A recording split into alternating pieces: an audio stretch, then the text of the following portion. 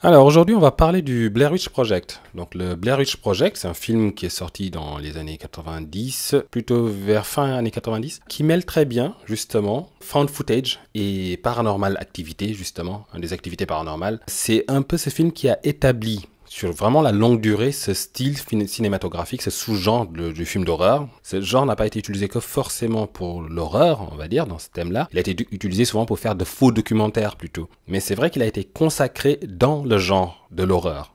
Et aujourd'hui, à chaque fois qu'on tombe sur des films de found footage, donc des cassettes oubliées, abandonnées, qu'on va retrouver et là-dessus justement être témoin d'événements extraordinaires qu'on n'aurait pas pu voir autrement, avec souvent les personnages, les auteurs même du film, de la capture d'images étant intégrés dans le film, ben souvent ces personnages-là sont portés disparus ou autres, et justement le film n'est que le recueil de ce qu'ils ont pu capturer. Donc en fait, on n'a pas de caméra omnisciente dans ces films-là. Enfin, si souvent la seconde caméra à la rigueur, mais le propre du film, le cœur même du film, est fait à partir des images récupérées sur ces caméras présentes pendant le tournage. Donc vraiment dans l'idée d'un documentaire, tout simplement. Ou d'une capture accidentelle et autres d'ailleurs. Tout sera utilisé souvent dans ce mode-là. Ici, dans ce genre, donc pourquoi ça a été consacré par le Blair Witch Project, tout simplement? Déjà, c'est le film qui a le plus réussi, on va dire. Lentement mais sûrement.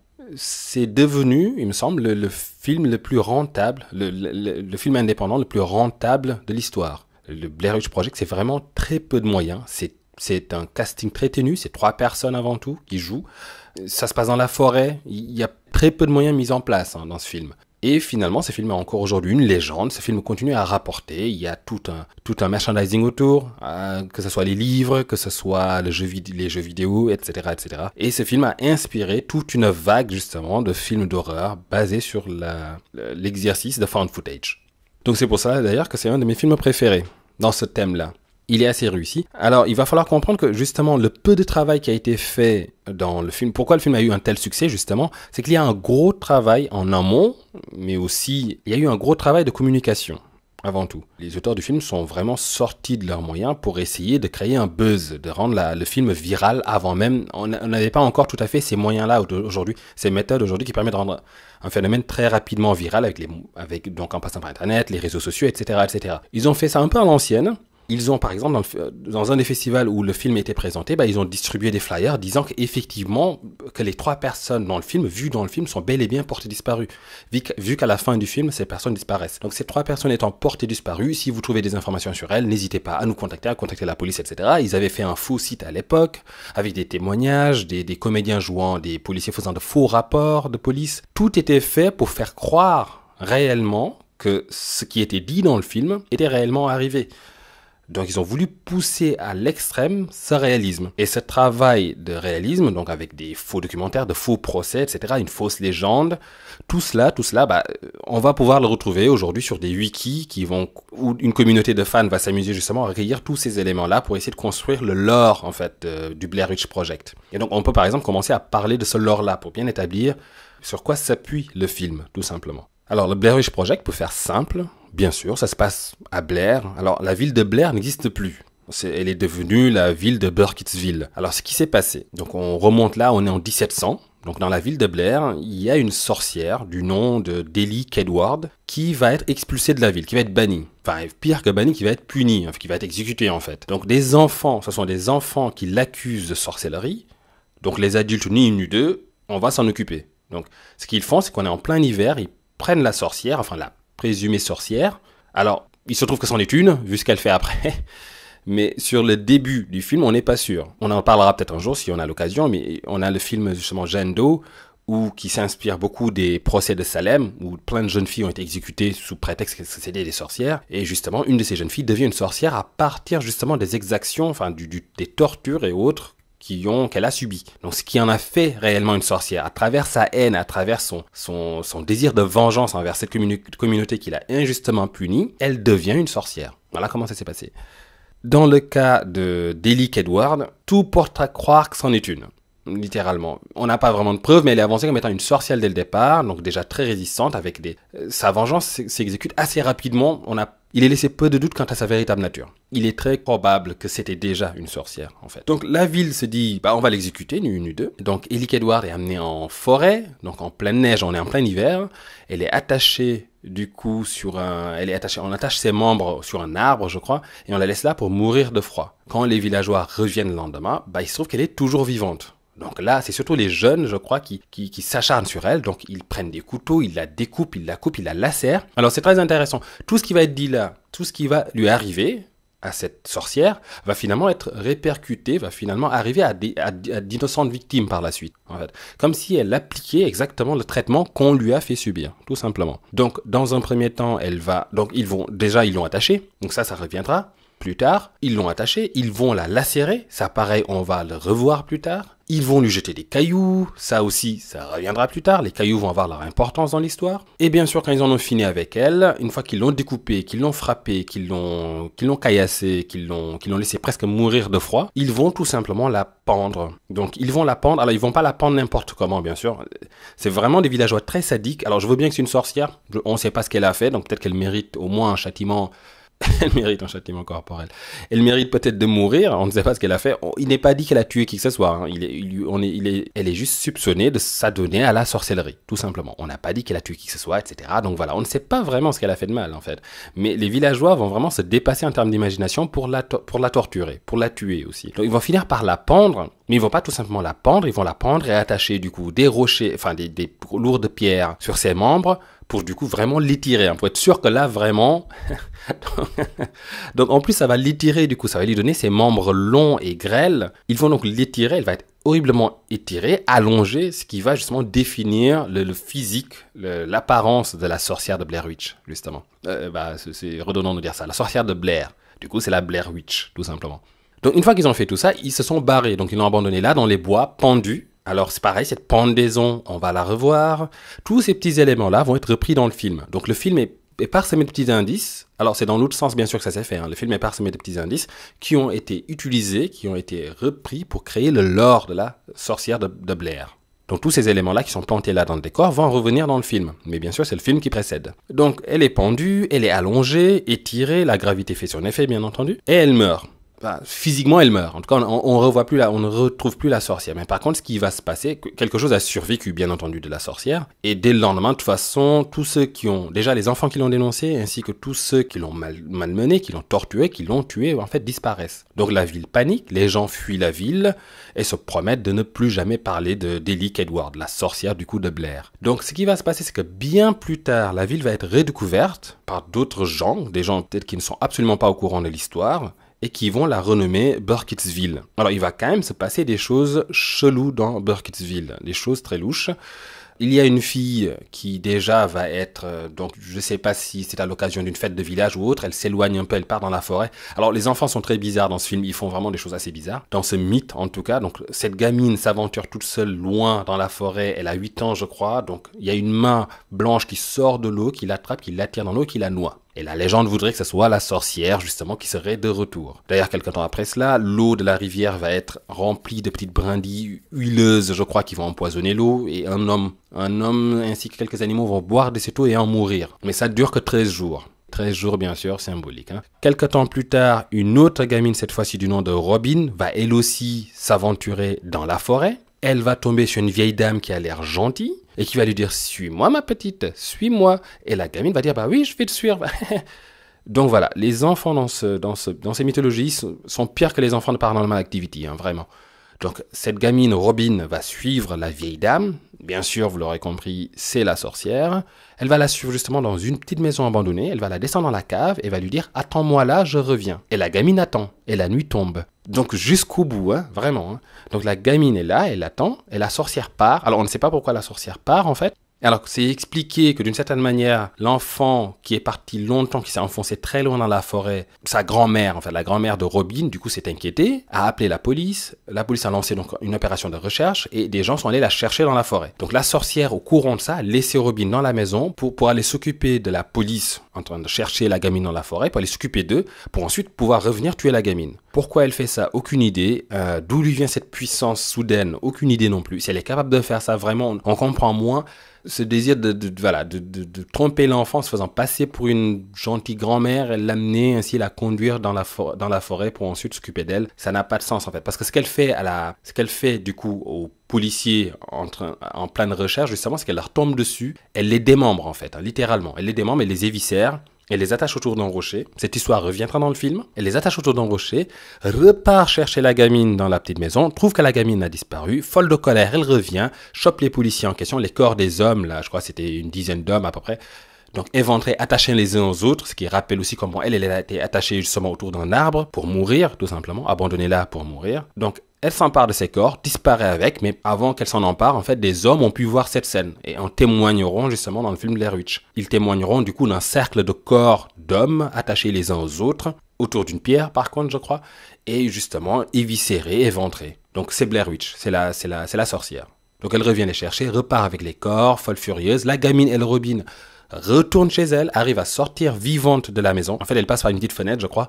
Elle arrive à arriver à la maison saine et sauve, retrouve sa grand-mère, elle est toute contente, mais elle ne retournera plus jamais dans la forêt parce que la forêt lui semble maléfique. Voilà. Elle comprend que la forêt est hantée. Donc, exemple de gamine débile numéro 2, hein, vraiment. Ensuite, le temps passe et là arrive donc un des personnages clés du film, dont il va être question dès le début, dès l'introduction du film, dans cette historique du coup de la ville de Blair, Rustin Parr, donc qui va être un ermite, un habitant du coup de Burkittsville qui va s'isoler dans la forêt, qui va s'éloigner des gens en fait, qui va vouloir mener une vie d'ermite, tout simplement. Donc jusqu'à là, pas de problème. En plus, c'est une personne bienveillante au départ. Hein. Sauf que dans les premiers temps, elle va commencer à voir la silhouette d'une dame. Donc Rustin va commencer à voir la silhouette d'une dame dans la forêt, pendant ses promenades, ses balades ou ses parties de chasse ou de pêche. Au début, il ne ressent rien venant d'elle, il ne ressent aucun danger. Et donc ça, c'est assez courant, du coup, dans les démonstrations, dans les interventions de la sorcière, c'est qu'au départ, les gens, les victimes qui vont avoir affaire à elle, ne vont ressentir aucune peur, rien de maléfique, en fait. C'est petit à petit que ça se met en place. Exactement comme dans le film, tout simplement. Hein. Donc, il va voir cette silhouette, va l'appeler, ne va pas comprendre parce que la silhouette disparaît à chaque fois qu'il essaie de s'en approcher. Alors, c'est censé être une silhouette toute de noir vêtue. Ça ne sera pas la dernière description de la sorcière, hein, vraiment. Elle est censée être couverte d'un châle qui cache en fait le fait que tout son corps est velu, couvert d'une fourrure dense noire. Ses membres sont très très longs, du coup. Très longs, on se rappelle du coup de l'épisode de la pendaison ainsi que des rochers attachés à son corps, du coup, qui la tirent vers là-bas. Et elle semble, d'après une des descriptions, elle semble ne jamais toucher le sol. Donc comme si elle planait en fait, elle lévite, tout simplement. Donc voilà la description qu'il en est fait. Ce n'est pas celle qui est décrite autour de Rustin Parr, qui lui parle d'une dame, lui en noir vêtue. Peut-être qu'elle est nue en fait, du coup il croit qu'elle est vêtue de noir, mais en fait non, elle est juste hyper poilue. Donc il voit cette dame, ce qui rappelle d'ailleurs vachement la dame en noir. Hein. Quand l'agent immobilier se déplace, arrive dans la ville, et qu'au début il est confronté à cette dame, ce qu'il voit au loin, c'est une dame toute de noir vêtue, mais vu qu'il est à un enterrement, il croit que justement qu'elle est venue, qu'elle est là pour rendre hommage à une de ses amies mortes. Et petit à petit il se rend compte que cette dame n'est pas si normale que ça, surtout quand il voit pour la première fois le visage émacié derrière le masque, et la haine dans son regard en fait. Mais bon, ça c'est la dame en noir. Donc dans cette histoire, il tombe sur cette dame et petit à petit il commence à l'entendre, à entendre sa voix. Je parle de Rustin, hein, je parle de l'ermite.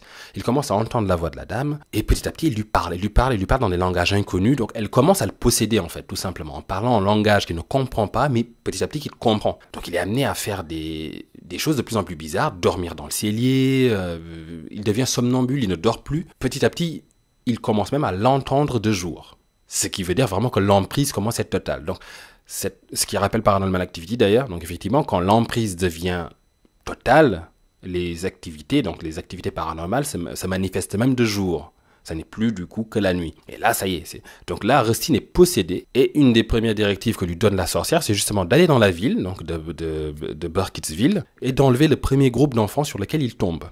Donc il y arrive tout simplement en se rendant à la ville et en promettant au premier groupe d'enfants sur lequel il tombe, donc 8 gosses, de 8 à 15 ans, de 8 à 10 ans, je sais plus, donc qui sont manifestement tout seuls, et à qui il promet des bonbons s'ils veulent bien le suivre dans la forêt. Et les enfants le suivent. Bon, je ne vais pas être méchant avec le... Enfin, bon, en effet, ça peut paraître bizarre. Ça peut paraître bizarre qu'un groupe de 8 gamins comme ça suivent un inconnu, qui leur promet des bonbons sans qu'ils le connaissent. Enfin, Rustin était quand même connu du village peut-être, mais quand même de là à pouvoir si facilement enlever 8 gosses. Donc il arrive à enlever les 8 gosses en leur promettant des bonbons, il les ramène dans sa cabine et là commence la fameuse... Et donc là ça va faire allusion à la scène finale justement du Blair Witch Project, du film, dont on n'a toujours pas parlé d'ailleurs. Donc ce qu'il va faire de ces gosses-là, il va les enlever et donc il va commencer à les tuer par paire. Donc il va les prendre deux par deux, les amener dans sa cave. Et pendant qu'il demande à l'un d'eux de faire face au mur, il va tout simplement démembrer et éviscérer l'autre. Voilà. Ce qui rappelle un peu Ted Bundy, je crois. Je crois que dans l'histoire de Ted Bundy, je ne sais plus tout à fait les détails, mais il me semble effectivement qu'il aimait bien tuer une de ses victimes pendant que l'autre victime à venir regarde. Comme ça, elle sait ce qui l'attend. Donc voilà. Donc je pense que ça a inspiré un peu. Ça a inspiré un peu cette histoire de Rustin Parr. Donc, d'ailleurs, il y a un des témoignages, d'un des seuls gamins à avoir survécu à Rustin Parr. Il y a un môme qui survit parmi les 8 gamins. Il y en a un qui ne tue pas. Peut-être parce qu'il en tue un pendant que l'autre est témoin, puis il tue ce témoin pendant qu'un autre est témoin, puis il tue. Et bien à la fin, il en reste un qu'il ne peut pas tuer car il n'y a pas de témoin. Car il n'y a plus de témoin potentiel, tout simplement. Donc voilà ce qui sauve peut-être la vie de ce gosse. Je ne sais pas, c'est une théorie. Donc celui-là, du coup, ce gamin-là va témoigner justement il va témoigner parce qu'il va y avoir un jugement. Rustin Parr donc va se rendre après parce que la dame en noir là, à la fin, une fois qu'il a fait tout ce boulot, va lui dire ok, maintenant c'est quasiment fini. Maintenant si tu vas à la ville et que tu dis ce que tu as fait, c'est bon, je te libère. Je te lâche quoi. Et donc lui, il y va à la ville et il dit j'ai terminé. Et la police demande comment ça t'as terminé, de quoi tu parles. Donc bon, la police pas du tout au courant qu'il y a 8 gosses qui ont disparu et qu'il y a un mec chelou qui descend de la forêt en disant j'ai terminé, tu vois. Bon, ils ne font pas le lien en tout cas, donc ils se rendent chez lui et là ils vont découvrir les corps dans la cave. Et donc là, c'est quand il se rend, on voit tout de suite que la sorcière vise en fait à faire peur. Elle a besoin comme ça peut-être de maintenir ce mythe autour d'elle. Elle avait besoin que Martin Parr aille témoigner. Il faut que ça se sache. Elle aime peut-être laisser des traces, elle aime effrayer. Peut-être qu'elle vit de cette peur aussi, quelque part, donc ce qui est un thème récurrent aussi. D'entités maléfiques se nourrissant de la peur et de la mythologie qui est entretenue autour d'eux. Peut-être que c'est le cas de notre sorcière. Toujours est-il qu'elle envoie Martin Parr se rendre à la police, il va témoigner. Alors autant dire que ça va marquer la ville, cet événement. Et pendant le procès de Martin Parr, le gamin qui a survécu va justement témoigner et raconter comment les mises à mort se faisaient. Une des premières choses que Rustin faisait aux victimes, aux enfants, c'est d'abord de marquer au couteau des symboles, du coup, sans doute dictés par la sorcière, leur marquer donc des symboles démoniaques, mais voilà, sur des pentacles, peut-être sur le visage. Donc ce qui rappelle justement les lacérations qu'a subies la sorcière lors de sa mise à mort. Peut-être qu'elle exacte une revanche à nouveau sur les gamins. Donc d'abord les lacérer, bien sûr, donc le visage, mettre des symboles, les fameux symboles qu'on retrouvera aussi dans le film, et ensuite les affamer, je crois, peut-être les laisser dépérir quelques jours pour ensuite, bien entendu, les éventrer. Donc ce qui est un thème récurrent. Alors il me semble pas qu'elle a été éventrée, la sorcière, lors de sa mise à mort, elle a été pendue, certes. Il y a également un autre événement qui va se passer aussi, c'est-à-dire que les jeunes qui vont la retrouver le lendemain, tandis qu'elle est attachée et qui s'attendaient à la trouver morte de froid, et du coup qui l'ont trouvée vivante, donc ils sont acharnés sur elle, qui l'ont caillassée, qui l'ont lacérée, ils vont aussi en fait tremper leurs mains dans son sang et laisser des empreintes de mains sur son corps. Donc autant dire que cette ville a un problème, que les enfants de cette ville ont un problème en tout cas. Donc il aurait laissé des empreintes de mains ensanglantées de son propre sang sur le corps de la sorcière, avant de la pendre. En plus, on est en plein hiver, quoi. Faut vraiment être motivé. En pleine neige, en pleine forêt. Mettez-lui une balle dans la tête, quoi. Enfin, égorgez-la, je ne sais pas. Mais bon. Et ces traces de mains, d'enfants imprégnés de sang, on va retrouver cela donc à la fois chez Rustin Parr, mais on va aussi le retrouver dans le final du film Blair Witch. Donc des traces de mains d'enfants ensanglantés. Donc les bruits des enfants, d'ailleurs, il va y avoir une scène très flippante avec des bruits d'enfants qui rient, qui courent. Donc on commence à comprendre un peu tous ces éléments-là disséminés autour de la sorcière, ce qui établit vachement en fait les éléments récurrents dans sa forme de hantise, ce qui n'était pas le cas du tout dans le film par exemple Sinister, où le monstre Bagoul justement est souvent accompagné d'un scorpion, d'un chien et d'un serpent. Ces éléments n'ont pas été assez bien établis dans l'histoire. Ici en tout cas ces éléments quand ils vont revenir on va pouvoir se dire ah oui bien sûr que d'accord ok. Tout ça est en fait bien lié, bien articulé en tout cas. Donc voilà où commence l'histoire. Donc voilà comment s'établit tout ce lore en fait, tout ce semblant de réalisme autour de l'histoire de la sorcière. Donc c'est bien entendu un effort de la production pour faire marcher le buzz autour du film. Tout cet effort il a été question de rendre en fait réaliste à la fois l'histoire portée par le film, mais également les conséquences du film, les étudiants portés disparus, les cinéastes portés disparus, etc. Et ça rappelle d'ailleurs Cannibal Holocaust aussi, car ils ont voulu aussi travailler là-dessus, c'est-à-dire qu'au retour du film de Cannibal Holocaust, vu qu'il était question justement de mise à mort des réalisateurs dans la forêt amazonienne, etc., donc à leur retour, il leur avait été donné comme consigne de limiter en fait les contacts familiaux, pour commencer à faire monter un peu la rumeur, etc. Donc c'est vraiment ce dont il a été question ici. Et ça a marché, ce film continue aujourd'hui à être regardé. Pourtant, il peut paraître très chiant très vite. Il se passe quasiment rien pendant tout le film. On ne peut même pas parler de climax. Enfin, s'il y a un climax, mais même pendant le climax, on ne voit rien. Et on ne verra jamais la sorcière, on ne verra jamais ce qui se passe en fait. Qu'est-ce qui cause tout cela? On ne le verra pas. On verra quelques conséquences assez ténues. On verra des choses dont on ne sera même pas sûr. Voilà ce qui se passe dans le Blair Witch Project. Donc plein de gens étaient assez emmerdés par ce film quand même, hein. Mais il y a quand même une vague. J'en fais partie, j'aime ce film, hein, je passe un bon moment à le regarder. Mais voilà, faut aimer quand même les plans qui tremblent en ne montrant que des branchages, des forêts, voilà, des cours d'eau, des gens paumés. Pendant une bonne partie du film, il s'agit juste de gens paumés en fait, tout simplement. Donc on peut comprendre que le film a eu du mal à décoller. Il a quand même bien commencé, mais voilà, il a surtout été rentable sur le long terme, quoi. Il a vraiment construit comme ça cette mythologie qui a bien tiré parti d'Internet, justement. Et ça a tenu sur le long terme. Et aujourd'hui, c'est le film qu'on va regarder. Un de mes films préférés dans ce genre du found footage, qu'il n'a pas établi, bien entendu, hein, ça a été déjà utilisé ailleurs dans d'autres films, mais quand même qu'il a popularisé, clairement. Ce succès a rendu, et la formule utilisée pour d'ailleurs, donc found footage, donc moyens limités en plus, qui se sont justifiés en plus derrière, c'est une formule parfaite pour des films indépendants. C'est une formule parfaite aussi pour réduire les coûts, tout en quand même en essayant de forcer sur les effets et tout en jouant vachement sur l'imagination des spectateurs, en fait, pour donner une autre dimension au film, pour lui donner cette dimension de peur qui est basée sur ce qu'on ne voit pas, qui s'appuie vachement sur ce qu'on va imaginer d'eux, sans avoir d'éléments concrets de la part du film, mais plutôt des suggestions, en fait, tout simplement. Et ça marche vachement.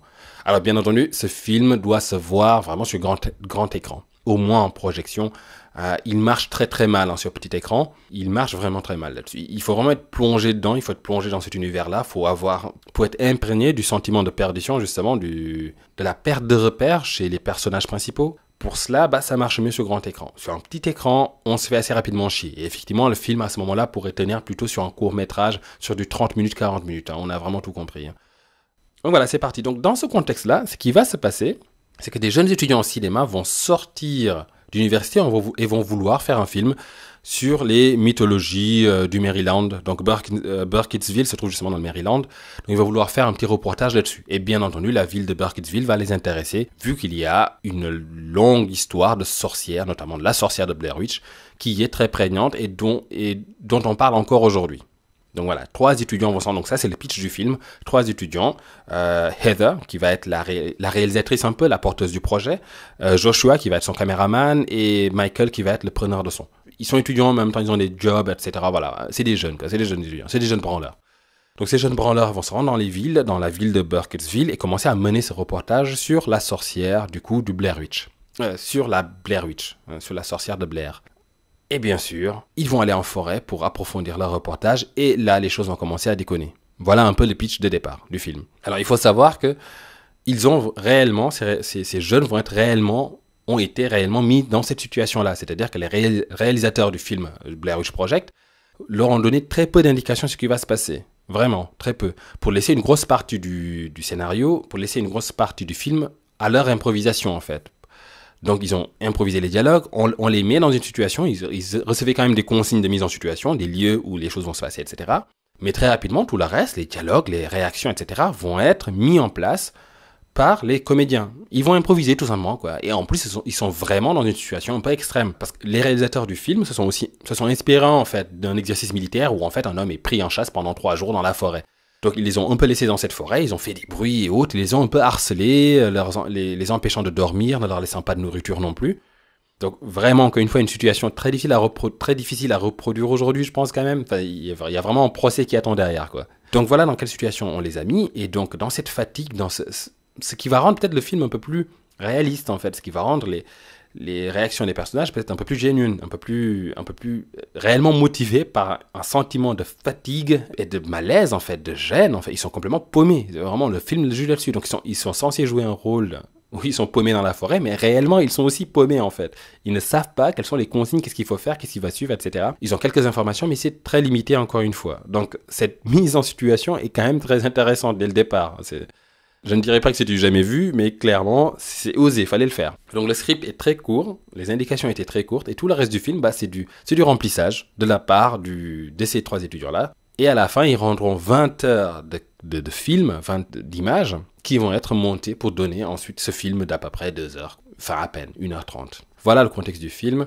Voilà pourquoi il me plaît beaucoup. J'adore lire cette mythologie qu'il y a autour, j'adore voir toutes ces informations. Ils se sont vraiment pris la tête, hein, jusqu'à mettre en scène dans ces livres, dans ces extensions qu'il y a autour de cet univers, jusqu'à avoir la mise en scène du procès de Rustin Parr, qui va finir pendu d'ailleurs, l'assassin des enfants là, qui va finir pendu, ces histoires sur chacun de ces gosses portés disparus, l'histoire de la sorcière, Ellie Kedward, dont le nom d'ailleurs est un anagramme un peu du nom d'un occultiste du XVIe siècle, je crois, etc., etc., etc. Ils se sont vraiment fait chier, et c'est appréciable en fait, cette attention aux petits détails. Je trouve que ça donne vraiment une vie au film.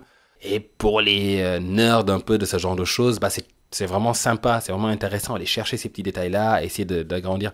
Et d'ailleurs, tout ça en essayant de garder justement ce réalisme en fait que le film a voulu conserver. À travers les flyers, prétextant du coup que Joshua, Heather et Michael étaient portés disparus, etc., etc. Donc voilà, donc tout cet univers-là, même le Wikidom, le Wikifandom, essaie de conserver ces réalismes et présente l'histoire non pas comme une fiction, mais comme étant ce qui s'est vraiment passé.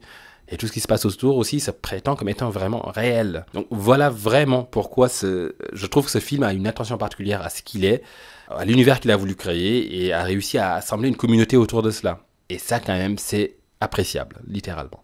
Donc le film commence, le Blair Witch Project donc, commence avec l'introduction des 3 personnages principaux. Joshua et Heather. Donc Heather, la réalisatrice, en fait, la porteuse du projet, elle veut faire un documentaire sur le mythe de Blair Witch, justement. Donc elle embauche donc le caméraman Josh, qui va être son caméraman, et ils se rendent à la maison de Michael pour récupérer justement le preneur de son. Donc Michael sera au son. Donc à eux 3, on nous les introduit rapidement, donc il y a toute une discussion, tout un bordel en mise en scène pour un peu nous les rendre un peu plus intéressants si on veut. Il y a toute une introduction, toute une discussion au début entre eux 3, ils vont parler de caméra, ils vont parler de bouffe, ils vont faire des courses ensemble, etc. Tout ça sans doute pour nous les rendre plus sympathiques en fait, peut-être pour nous attacher aussi à eux. Vraiment, c'est du filler au début, hein. La première scène qu'ils vont vouloir filmer, on se rend compte donc qu'ils vont se rendre à la ville de Burkittsville, justement, qui est l'ancienne ville de Blair, pour interroger la population, mais également, en fait, se rendre à un cimetière pour établir très rapidement que dans les années 40, vers 1940, qu'il y a eu plein de disparitions dans la ville, et que c'est un cimetière où on va retrouver un gros ratio d'enfants. Plein d'enfants disparus, plein d'enfants morts, donc dans la ville, qu'on ne s'explique pas. Donc tout de suite, ça pose un peu le côté mystérieux de la chose, hein. Et ensuite, une fois que cette introduction est faite, ils vont commencer à interviewer un peu les personnages dans la ville, des gens dans la ville au hasard, en leur posant des questions sur la sorcière, la fameuse Blair Witch. Ce qu'ils en savent, ce qu'ils croient, qu'est-ce qui se passe encore aujourd'hui, est-ce qu'on y croit, voilà. Alors ce qu'ils ne savaient pas, et là c'est derrière les coulisses, ce qu'ils ne savaient pas en fait en faisant ces interviews dans la ville, c'est qu'une partie de ces gens dans la ville étaient des acteurs, des comédiens en fait, embauchés par le film, par les réalisateurs du film, pour figurer justement à l'insu de nos 3 personnages principaux, pour donner des indices, des informations supplémentaires sur le film justement. Donc voilà, encore une fois, ce jeu entre les réalisateurs du film Blair Witch Project et les comédiens qui ne savent pas qu'ils sont manipulés d'une certaine manière par moment. Donc notamment que dans la ville, parmi les gens auxquels qu'ils étaient censés aller interviewer, que parmi ces gens-là, figuraient des comédiens qui ont joué le jeu, quoi, tout simplement. Donc, on apprend plusieurs choses. On apprend donc effectivement que le mythe de la sorcière de Blair est encore présent, qu'il y a donc des grands-parents qui menaçaient leurs enfants avec ça, etc., etc. Et c'est là qu'on va être introduit à l'histoire de Rustin Parr, donc le fameux ermite qui tua du coup les 7 gamins en laissant un vivre. Donc avec le fameux procédé qu'il avait justement de demander à l'un d'entre eux de faire face au mur et pendant qu'il tuait l'autre.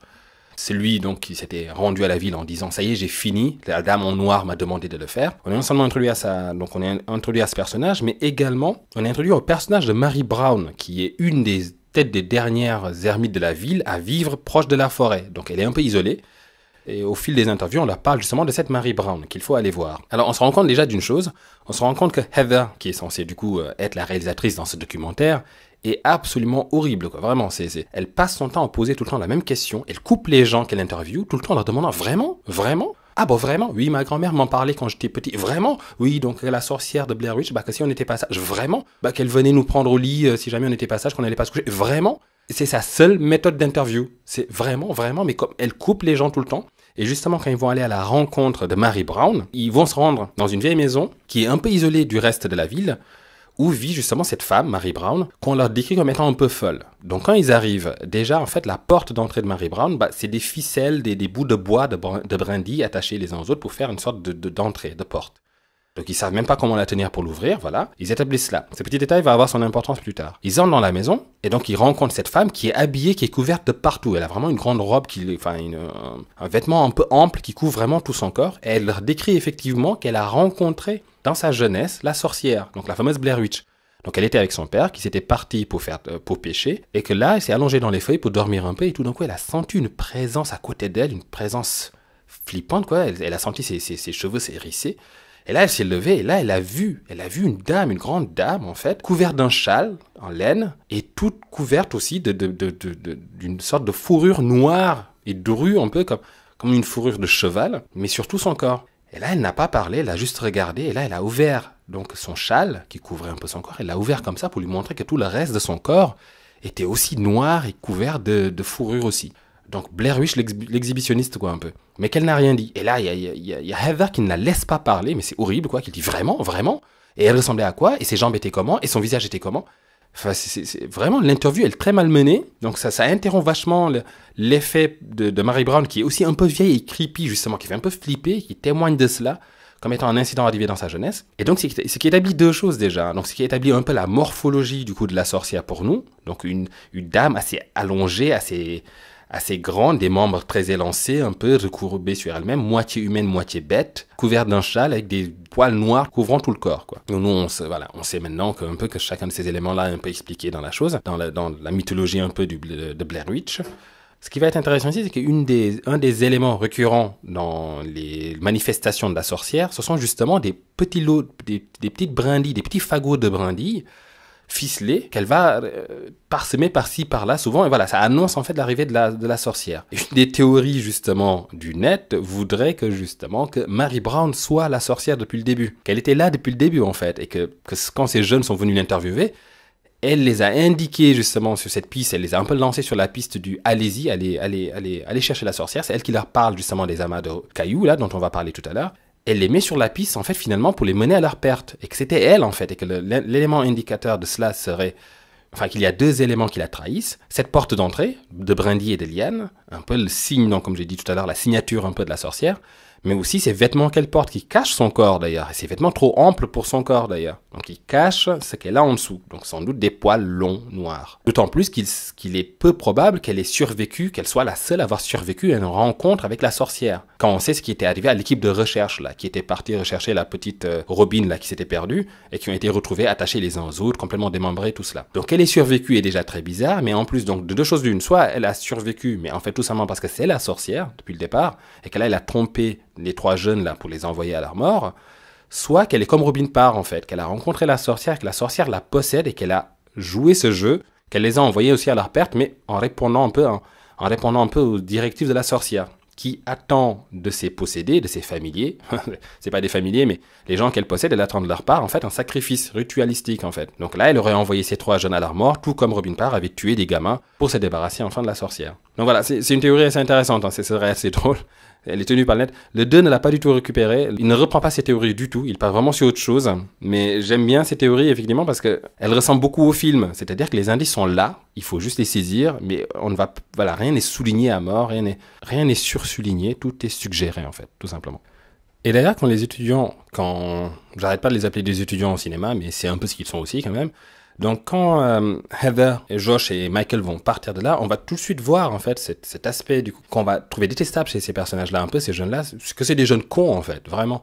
Et donc la première chose qu'ils vont faire en partant de Mary Brown, c'est déjà de se moquer d'elle, parce que c'est vrai qu'elle est un peu gaga, elle est un peu folle, et du coup elle aurait dit qu'elle est aussi une ballerine, qu'elle travaille pour ok, on a compris, elle est un peu tarée en fait. Mais la première chose qu'ils font après l'avoir filmée, sans lui demander sa permission, l'avoir interviewé, donc c'est un peu comme s'ils avaient profité en fait de sa faiblesse mentale, quoi. Donc ils partent de là en se foutant de sa gueule, ils sont dans la voiture, ils se foutent de sa gueule. Donc en fait ça établit vraiment ces personnages-là, on ne s'y attache pas, en tout cas on trouve que c'est des petits cons, hein, vraiment littéralement. Et en plus, très rapidement, la dynamique entre les trois est établie. On sent comme Michael, le preneur de son, est un peu suiveur là-dedans, il s'efface un peu.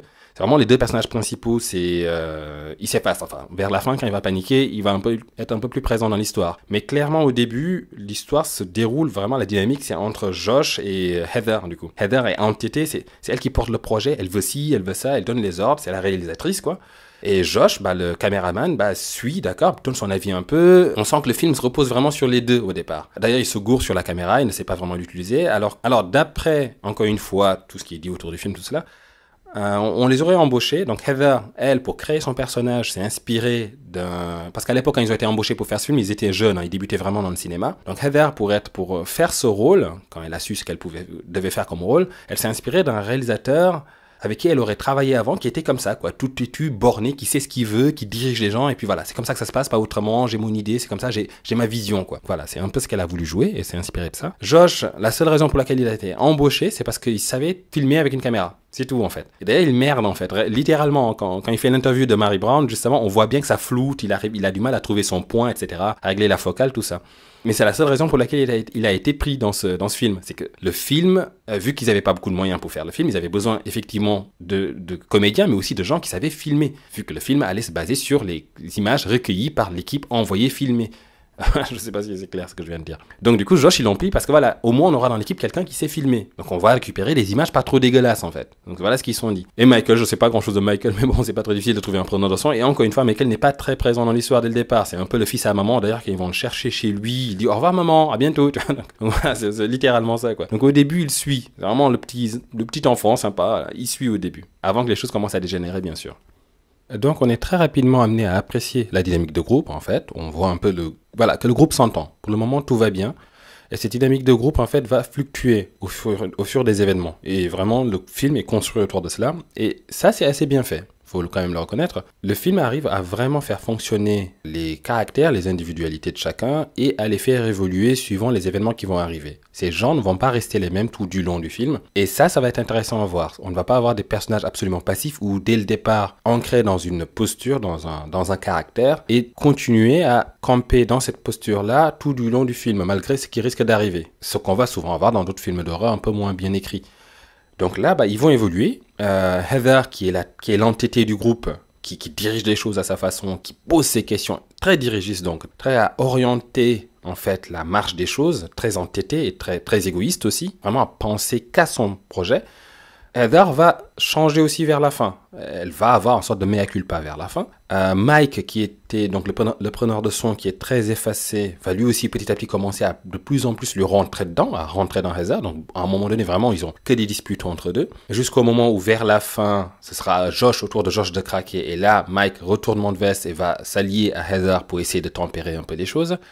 Josh qui va jouer le rôle un peu du grand frère, même si Heather l'emmerde, ça se voit. Ça se voit qu'elle l'emmerde un peu. Elle va même se mêler de sa caméra, quoi, vraiment pour dire un peu quel contrôle fric elle est, quoi, vraiment. Donc elle va même essayer à un moment donné de lui donner des conseils sur la caméra. Elle est partout, quoi, elle est partout. C'est à peine si elle donne pas des conseils de prise de son à Mike, quoi. D'ailleurs, elle le fait un peu à un moment donné. Enfin, elle donne pas des conseils, mais elle l'oblige à faire des choses. Enfin bref. Josh, qui est un peu l'aîné dans le groupe, un peu, donc qui tempère un peu les choses, qui calme les deux au début, parce qu'il y a beaucoup de disputes entre Heather et Mike, du coup. C'est souvent Josh qui va calmer un peu le jeu. Donc voilà. Et à la fin, Josh craque complètement. Et c'est limite aux deux autres de prendre soin de lui. Surtout quand il va être la cible première de la sorcière. Donc voilà un peu la dynamique du groupe. Ils vont passer une nuit dans un motel, ils vont boire, ils vont rigoler un peu. Dès le matin, très rapidement, on établit l'agacement face à la caméra de Heather, qui est pas encore très lourde, mais qui va finir par casser vraiment les couilles. Hein. Encore une fois, c'est un débat qui va être un peu chiant souvent dans ce genre de film-là, dans les found footage, où les gens vont devoir, ou quelqu'un en tout cas va devoir filmer très souvent ce qui se passe, et on va se demander, donc déjà nous on va se demander, mais pourquoi on filmerait dans telle circonstance, en cas de peur, en cas de panique, pourquoi on filmerait? Mais il y a aussi une autre question qui se pose, c'est pourquoi filmer les gens tout le temps? Certaines personnes vont trouver ça très vite chiant en fait, et notamment là, dès le réveil dans le motel, elles les filment en fait, elles filment les gens qui se réveillent. Il y a des gens avec qui ça passerait pas, clairement. Il y a des gens, le matin, faut pas foutre une caméra sous leur nez, quoi. Donc voilà, Heather est comme ça, très entêtée, quand on lui dit, mais pourquoi tu fais ça, pourquoi machin? Et sa réponse, c'est, parce qu'effectivement, il faut quand même que ça filme, il faut quand même qu'il y ait un film. Donc ça tient bien dans son rôle, ça, pour le coup, c'est très bien justifié. En fait, Heather se fout de la vie de qui que ce soit, en fait. Elle fait ce qu'elle croit devoir faire, c'est tout. Tout est bon pour son projet. Et là, elle est carrément en train de préparer un making-of, quoi. Elle a même pas fini le projet. Enfin, elle est dans le making-of, clairement. Donc, elle n'arrête pas de leur dire, mais vous verrez, quand on regardera ça plus tard, quand ça sera fini, on va se marrer, on va rigoler, etc. Ça sera génial. Voilà sa réponse classique. Donc, une fois qu'ils sortent du motel, ils se dirigent, donc, ils vont aller à la rencontre de pêcheurs qu'ils vont trouver à côté du creek, là, de la rivière. Parce que là, il se dirige vers le Black Hill Forest, hein, ça s'appelle. Donc tout le vocabulaire, hein, de toute façon, autour de cette région est hanté. Hein. C'est Black Hill Forest, le rocher où il y a eu le démembrement des victimes là, de l'équipe de recherche s'appelle Coffin Rock, donc le rocher du cercueil, quelque chose comme ça. Donc voilà, vocabulaire vraiment très engageant, hein, tout à fait. Donc ils tombent sur des pêcheurs à ce moment-là, et ces gens seront les dernières rencontres qu'ils feront. Et ces gens, tout comme le reste de la ville, vont un peu les mettre sur leur garde et vont contribuer un peu à cette ambiance de peur qu'il va y avoir dès le départ du film. Donc juste sur des, qu'en dit-on, qu'est-ce que j'en ai entendu dire, etc. Voilà, quelle est la rumeur, quoi. Donc là, les pêcheurs, bien sûr, ils vont déjà leur dire, putain, les jeunes, mais ces jeunes, vous comprendrez jamais, quoi. Vous n'apprendrez jamais. Ils leur expliquent clairement que, voilà, quoi, que la zone serait hantée, peut-être, ou clairement hanté, et en tout cas, vaut mieux pas aller trop traîner là-dedans. Un des pêcheurs d'ailleurs parle d'une brume blanche qu'il aurait vue un matin. Est-ce que ça ne serait pas là d'ailleurs la source de la légende de la main blanche sortie de l'eau pour choper la gamine là, qui était morte noyée? L'autre pêcheur lui parle carrément de l'incident avec Robin Weaver, la gamine qui était perdue, celle qui avait suivi la sorcière dans les bois. Et il rajoute qu'elle serait revenue 3 jours plus tard. 3 jours plus tard, elle serait revenue devant chez sa grand-mère. Mais c'est pas la théorie, c'est pas le mythe officiel. Hein. Le mythe, c'est qu'elle serait rentrée la nuit même pendant que l'équipe de recherche se faisait trucider. C'est ça le mythe normalement. Donc voilà les dernières personnes que l'équipe va rencontrer. Il fait encore beau, il fait encore bon, ils peuvent faire demi-tour. Non, le film doit se faire. Donc ils partent à la recherche d'un cimetière. Alors on ne sait pas comment elle a entendu parler de ce cimetière-là, surtout parce qu'il n'est pas marqué sur la carte qu'elle a, Heather, en fait. Mais elle sait qu'il y a un cimetière. La légende voudrait qu'il y ait un cimetière là-haut, cimetière presque cimetière indien, en tout cas fait de petits rochers, de cailloux et de bois, liés aux événements de la sorcière, en tout cas liés à la Blair Witch. Donc voilà, c'est son prochain objectif en fait. Donc ils vont s'enfoncer dans les bois pour aller chercher ce cimetière-là. Et les autres suivent. Voilà, là normalement dans la vraie vie, c'est là déjà que les choses s'arrêtent un peu. On va dans une forêt pour aller chercher un cimetière, en pleine nuit presque. La lumière commence à tomber, on sait qu'on va dormir dans la forêt. Après, c'est vrai qu'il n'y a pas de raison non plus d'avoir peur. Enfin, normalement, on n'y croit pas aux histoires de sorcières, hein, malgré tout ce qui a été dit, machin. Mais là, quand même, il y a eu des cas de mort, hein, quand même, et pas si vieux que ça. Assez récent dans l'histoire, on sait qu'il y a eu des morts, donc on sait qu'il y a quelque chose quand même qui cloche dans cette forêt. En plus, pourquoi tenter le diable entre tous ces gens qui n'arrêtent pas de les prévenir depuis le début, entre ceux qui leur disent dans la ville, oui, oui, je crois que là, il y a des cas de sorcellerie. Les gens qui leur disent, j'y crois pas trop, mais j'y crois assez pour ne pas monter là-haut, me rendre dans la forêt. Entre ceux qui leur racontent, celui qui leur a raconté l'histoire de Rustin Park, c'est une histoire, quelque chose qui est arrivé dans la ville, l'ermite qui a assassiné, tué les enfants. Je pense que tout ça suffit quand même pour au moins mettre les gens sur leur garde et peut-être au moins prendre des armes ou quelque chose. Voilà, non, ils y vont les mains dans les poches, ils se rendent dans la forêt et ils vont donc à la recherche. Donc, non, avant le cimetière, le premier truc qu'ils vont aller chercher, ils vont le trouver assez facilement, c'est justement le Coffin Rock. C'est donc le rocher sur lequel on a trouvé les fameux corps. Donc ils partent en recherche, ils arrivent assez rapidement, donc ils prennent quand même une voiture pour s'enfoncer un peu plus dans la forêt, et là ils partent, et ils vont trouver donc Coffin Rock. Et arrivé sur Coffin Rock, en fait, Heather va lire un texte qui va être très intéressant pour planter un peu le décor. Alors on ne sait pas d'où elle tient ce texte, on dirait un livre, un gros bouquin qu'elle trimballe sur l'histoire du Blair Witch, de la ville, de Burkittsville, etc. Où elle lit, donc le texte que j'aime beaucoup, qui établit vraiment ce qui a pu se passer là, elle le lit comme suit. Ils étaient prêts à trouver la mort, ils trouvèrent une profanation de l'humanité à l'endroit que les chasseurs appelaient Coffin Rock. Donc là, ce dont ils parlent, ce sont des gens partis à la recherche de l'équipe de recherche qui ne revenait pas. Donc ils avaient un doute, ils s'attendaient à trouver des gens morts, et effectivement ce qu'ils vont trouver va dépasser en fait l'entendement. Là apparaissait l'histoire des tortures subies par ces 5 hommes courageux. Les 5 hommes en question, c'est la première équipe de recherche partie à la recherche de Robin, justement, la gamine paumée là. Ils étaient liés, les mains de l'un attachées aux pieds d'un autre, étroitement imbriqués. Les traces de sang sur leur front indiquaient qu'ils avaient eu la force de lutter. Alors ça va être un thème récurrent dans cette histoire. Effectivement, la force ne change vraiment rien. La sorcière arrive à maîtriser des adultes dans la force de l'âge, littéralement. Le torse déchiré, ils avaient été vidés de leurs viscères, un classique évidemment qui rappelle aussi la mise à mort des enfants enlevés par Rustin Parr. Le visage décoloré, donc dans la traduction, c'est dans la traduction française, mais dans la traduction anglaise, c'est plus, dans la version originale en tout cas, c'est plus en fait le visage décoloré par le soleil, comme brûlé en fait par le soleil. Donc leur visage décoloré était couvert d'une écriture indéchiffrable gravée dans leur chair avec une précision terrifiante, ce qui rappelle aussi la mise à mort des gamins par Rustin Parr, qui avait gravé des symboles dans leur chair, en fait dans leur front, sur leur visage. Les hommes emplis d'effroi partirent avertir le shérif. Donc là, ce sont les hommes partis à la recherche de l'équipe de recherche portée disparue. Ils partirent chercher le shérif, on se demande ce que le shérif faisait en fait. Là, s'il y a une chose qui se passe dans cette ville à ce moment-là, c'est bien ça quand même. Hein. Donc, ils partirent avertir le shérif sans recopier ce qui était écrit ni enlever les corps du rocher. À leur retour, ils virent des vautours, mais après inspection, il s'avéra que les corps avaient été déplacés. L'odeur de la mort imprégnait encore les lieux. Les corps avaient été enlevés dans les heures qui avaient précédé. Cette petite narration nous introduit dans la forêt. Ça y est, on y est en fait. On est vraiment sur un lieu où des choses se sont passées. Et là, on commence à s'enfoncer dans l'horreur. Donc c'est très bien établi, c'est très bien lu par Heather, même si elle est en plein dans le plan. Alors voilà, il y a tout un décor à filmer, il y a plein d'environnements à voir, mais voilà, il faut qu'elle fasse ça. Bon, je crois que j'ai bien expliqué que je ne l'aimais pas, cette fille. Donc elle est en plein dans le champ, c'est elle qu'on filme, c'est elle le centre de l'histoire. Bref, bon, c'est comme toutes ces journalistes là, Nouvelle Vague, qui vont faire plein de sujets, mais voilà, qui vont être l'objet central du sujet. En fait, il faut qu'on les montre, il faut qu'on montre le journaliste en train de poser la question, alors que juste l'interviewer répondant suffirait, quoi, en fait. Mais non, ces gens adorent être au centre de leur propre... Voilà, il y a un ego un peu... Passons. Et donc arrive la première nuit, il pleut, donc ça va aussi être très récurrent. Une fois qu'on est dans cette forêt, le changement climatique... Le climat va aussi jouer beaucoup de tours à nos trois étudiants branleurs. Le climat va être très irrégulier en fait, entre pluie, temps sec, pluie, etc. Et va beaucoup jouer sur leur humeur aussi. Donc le temps va avoir une grosse importance là-dedans. Donc ils ont bien fait peut-être de choisir une sorte de saison des pluies pour tourner ce film d'ailleurs, parce que ça va vraiment être bien intégré dans l'histoire et ça va beaucoup jouer sur ce sentiment du coup de perdition, de vulnérabilité en fait qu'on va ressentir pour l'équipe. Le fait qu'en plus que même le temps se fout de leur gueule en fait, que même le temps leur échappe et que planqué à 3 dans une petite tente, enfin c'est une tente pour 3 personnes mais bon on les sent quand même pas forcément à l'aise, planqué à 3 dans cette tente louée la veille pour 3 personnes et ayant pris le prix le moins cher, ça se voit quoi. Ils ont en plus le temps qui s'acharne sur eux, donc ils ne peuvent même pas allumer de feu, ils ne peuvent pas réchauffer leur bouffe, ils mangent froid.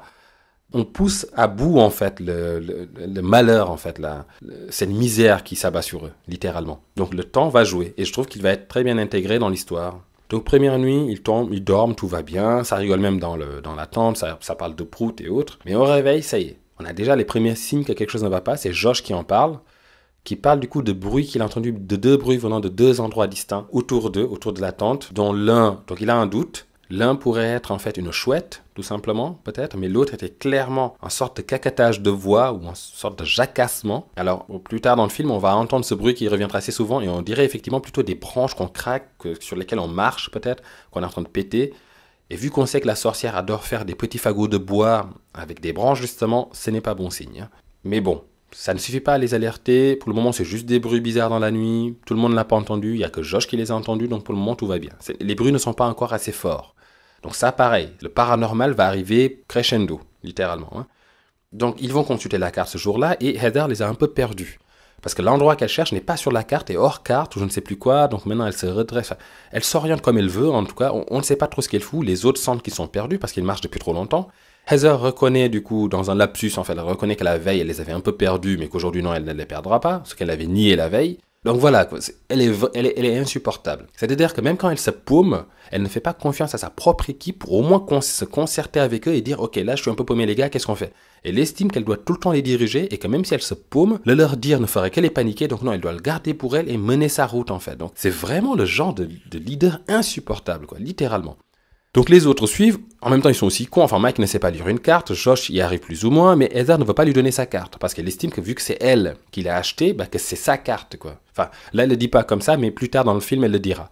Sauf que non en fait, on est en situation là où tu nous perds peut-être dans la forêt, t'as peut-être la carte, ok, je vais pas te la bouffer ta carte, je veux regarder pour savoir où tu nous mènes en fait. Donc l'argument du, oui mais j'ai acheté la carte, donc du coup non vous ne regardez pas, suivez-moi.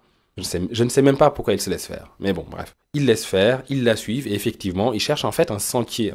Le sentier qui mène au cimetière. Le fameux cimetière dont on leur aurait parlé, en fait. Enfin, dont on aurait parlé à Heather, parce que les autres, apparemment, ne sont pas au courant. Donc, pour le moment, ils ne disent rien, mais ils vont commencer par s'énerver petit à petit. Mais Mike, enfin, ils vont monter, marcher pendant des heures. Heather qui n'arrête pas de leur dire comment on fait avec les gosses, là, vous savez, des fois. C'est bientôt là, c'est dans 1 heure. Plus que 20 minutes, plus que 30 minutes, plus que 12 minutes, plus que 1 heure, plus que... Voilà. Donc lui, pareil, commence à s'énerver un peu. Et on sent en fait cette condescendance de Heather qui l'appelle le petit Mike, quoi. Donc assez rapidement, vraiment, même dans un contexte normal de tournage, ça devrait dégénérer en fait. Parce que la réalisatrice est tout simplement insupportable. Donc Mike ne dit rien, enfin si, il gueule, il râle. Josh arrive à un peu calmer le jeu, mais ça ne suffit pas. Il passe la carte à Mike. Mike admet qu'il n'y connaît rien, qu'il ne sait pas lire et qu'il ne comprend rien à la carte. Cet élément va jouer plus tard parce que Mike va vraiment péter les plombs. Et il va rendre la carte à Heather en lui disant quand même qu'il ne lui fait pas confiance quoi. Et Heather, oui mais non, t'inquiète pas, Voilà. Vous inquiétez pas, c'est ce qu'on avait dit, etc. Donc à un moment donné, ils font la gueule tous les deux autres là. Et Heather est la seule à parler. Elle continue bien sûr à filmer. Elle filme Mike. Mike lui dit mais on est en train de s'embrouiller. Pourquoi tu filmes? Il lui dit bah c'est le projet, non, on est censé filmer. Et Mike lui dit ben non, on est censé filmer la sorcière. C'est un reportage qu'on fait sur la sorcière, pas sur nous en train de nous perdre quoi. Pourquoi tu me filmes? Elle lui répond bah parce que j'ai une caméra. Sa réponse littéralement c'est parce que j'ai une caméra en fait. Et donc il lui fait bah oui mais qu'est-ce que tu veux dire à ça en fait? D'ailleurs, carrément, à un moment donné, l'argument qu'elle lui sort, c'est mais t'as accepté ou pas de faire ce projet? Donc pourquoi tu râles? T'as accepté le projet. Donc même si ça part en cacahuète, t'as quand même accepté le projet. Et Mike lui répond à raison. Non, j'ai accepté un projet encadré en fait, un projet avec un repérage déjà fait, préalable en fait. Pas un truc hors sentier, on ne sait pas où on va quoi. Il a raison, littéralement. C'est ça le pire, c'est que ces deux jeunes gens ont absolument raison face à cette taré là qui va les mener à leur perte. Et concrètement, on ne comprend même pas pourquoi ils continuent à la suivre. Ils devraient rebrousser chemin parce qu'au moins ils savent d'où ils viennent. Donc ils devraient rebrousser chemin tant qu'il n'est pas trop tard.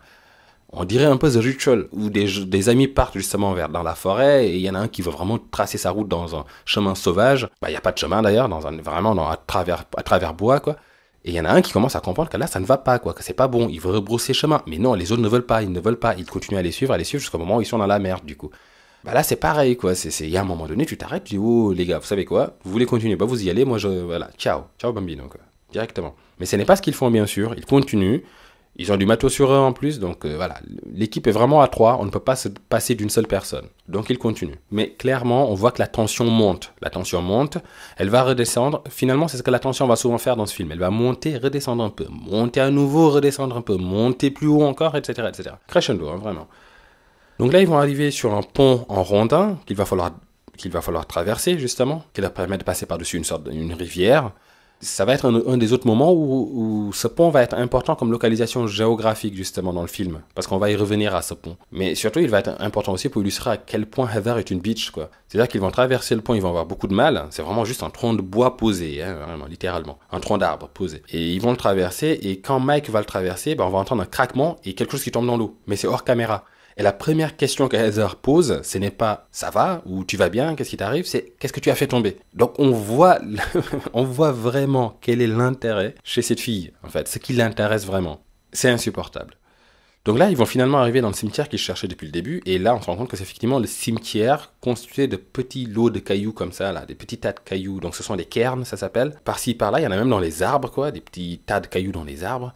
Et c'est ça le cimetière, c'est censé être ça le cimetière en fait. Et donc effectivement, les cairns étaient utilisés des fois pour désigner un cimetière, une pierre tombale, un chemin, un sentier. On se rappelle justement des 7 cairns qui faisaient référence aux 7 gamins trucidés. Là, effectivement, ces cairns désignent sans doute soit des victimes, en tout cas un cimetière maléfique, quoi, littéralement. Et on se rappelle justement, là, Heather va se rappeler un échange qu'elle a eu avec Mary Brown, la tarée, là, la folle du village, qui leur parlait d'un extrait de la Bible où le tas de cailloux délimite une limite, en fait, une frontière. Donc traverser le cairn, traverser la limite qui est définie ainsi, c'est rentrer littéralement dans le territoire de la sorcière. Donc on pourrait croire que jusque-là, ils étaient en fait à l'abri, ils étaient encore, tout va bien. Mais peut-être qu'à partir du moment où ils sont entrés dans cet espace délimité, c'est là en fait que les choses vont tourner chocolat. C'est peut-être là qu'ils ont signé leur arrêt de mort. C'est peut-être ce qui est insinué par le film. Voire pire, en fait. C'est même pas qu'ils vont passer la frontière, et délimiter du coup par les cairns, par les tas de cailloux là, mais ils vont déjà camper à côté, ils vont se faire à bouffer, ils vont rigoler, ils vont parler du voyage de Gulliver, etc., peu importe. Puis ils vont revenir pour faire des plans de nuit, sans doute pour donner un côté un peu plus creepy à leur documentaire. Donc ils vont revenir pour filmer les tas de cailloux, et là, alors je sais pas si c'est Josh ou Mike, il y en a un qui renverse un tas de cailloux, qui renverse un cairn en fait. Et là, Heather est horrifiée, et je pense qu'elle n'a pas compris, mais en tout cas, je crois que c'est inconscient. C'est inconscient, en fait, cette peur qu'on a de l'affront, de l'inexcusable, de l'impardonnable. C'est comme s'il renversait une pierre tombale, quoi. Donc c'est un truc qui, instinctivement, on va se dire, oula, fallait pas faire ça. Là, en fait, non seulement ils ont traversé ce chemin, ils ont traversé cette frontière, cette limite qui était tracée là, mais ils ont en plus détruit une œuvre. Donc là, on est mal. Donc là, on est clairement mal. Et ce qui va se passer, effectivement, cette nuit-là, les bruits vont revenir pendant qu'ils vont dormir. Les fameux cacatages, là, donc les bruits comme si quelqu'un marchait dans le bois et craquait du bois, etc., ils vont l'entendre à nouveau, mais cette fois-ci, c'est assez fort pour les réveiller. Ils sont en pleine nuit, il doit être 3 heures du matin, donc là, ça les réveille, littéralement. Et là, ils sortent. Alors, ils ont différentes réactions. Donc voilà, déjà, en fait, le bruit est devenu assez fort pour les réveiller. Réveiller même ceux qui dorment, en fait. Donc, il n'y a plus qu'une seule personne qui l'entend, qui a un doute. Est-ce que c'est un oiseau? Qu'est-ce que c'est? Non, là, c'est clairement des gens qui, en tout cas, comme des bruits de pas, en tout cas, c'est une origine humaine, peut-être, des choses qui se passent tout autour de la tente, en fait, tout autour d'eux. Donc, ils ont différentes réactions. Heather, elle veut sortir, elle veut filmer. Donc, elle reste vraiment dans son rôle. Elle veut savoir ce qui se passe, elle veut capturer l'instant. Mike est terrifié, il reste dans l'attente. Heather se fout littéralement de sa gueule, elle veut qu'il sorte, qu'il vienne enregistrer. Lui, il ne veut pas. On voit d'ailleurs mais vraiment une fraction d'image, qu'il est absolument terrifié. Josh, je crois, suit Heather et continue à filmer aussi. Mais clairement, il ne réalise pas, en fait, que là, ce qui est en train de se passer n'est pas du tout normal, quoi. Se faire réveiller en pleine nuit, dans sa tente, en pleine forêt, par des sortes de bruits de pas tout alentour, avec des branches qui craquent, à aucun moment, vous n'êtes censé sortir et crier « Allô, il y a quelqu'un? Oui, bonjour ?» Non, quoi. Mais pas du tout. Et c'est ce que Heather fait. Elle appelle, elle gueule, en fait. Il y a quelqu'un, il y a machin. Toujours pour son putain de documentaire. Donc cette fille n'a aucun sens de la survie. Littéralement. Et le lendemain, ils font un petit débrief par rapport à ça. Et Josh, lui, croit que du coup, Josh croit que c'était des gens, des rednecks, quoi, des hillbillies un peu, qui voulaient se foutre de leur gueule. Mais pareil, c'est pas forcément rassurant. Et d'ailleurs, Mike fait la référence, non, c'est Josh qui l'a fait. Est-ce que tu as vu Délivrance? Et dans Délivrance, c'est des rednecks qui, justement, violent des touristes venus camper, en fait, dans leur région. Donc, c'est pas non plus forcément rassurant, en fait. Et là, Mike, pareil, s'en prend à Heather en lui disant « Mais t'as voulu me forcer, t'as voulu vraiment me... Tu t'en es pris à moi, en fait. Alors que clairement, moi, j'étais pas bien, j'étais pas à l'aise par rapport à ça. » Et Heather lui dit « Oui, mais peu importe par rapport à ce que c'était, moi, je voulais juste, quand je me suis réveillé, je me suis juste dit « Ça, il me le faut dans le film, il faut qu'on l'entende dans le film, etc. Ça va nous donner des vues. » Ça fait penser à ces youtubeurs là qui essaient d'aller trouver des bruits bizarres, paranormaux un peu pour leur chaîne.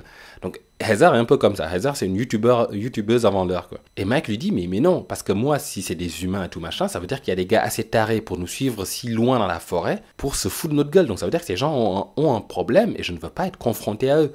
Et Heather lui dit mais qu'est-ce qui te fait dire que c'était forcément des gens, des humains? Et Mike lui dit mais putain, mais raison de plus si c'en est encore moins, si ce ne sont pas des humains, raison de plus pour moi pour pas vouloir m'emmerder avec ça en fait.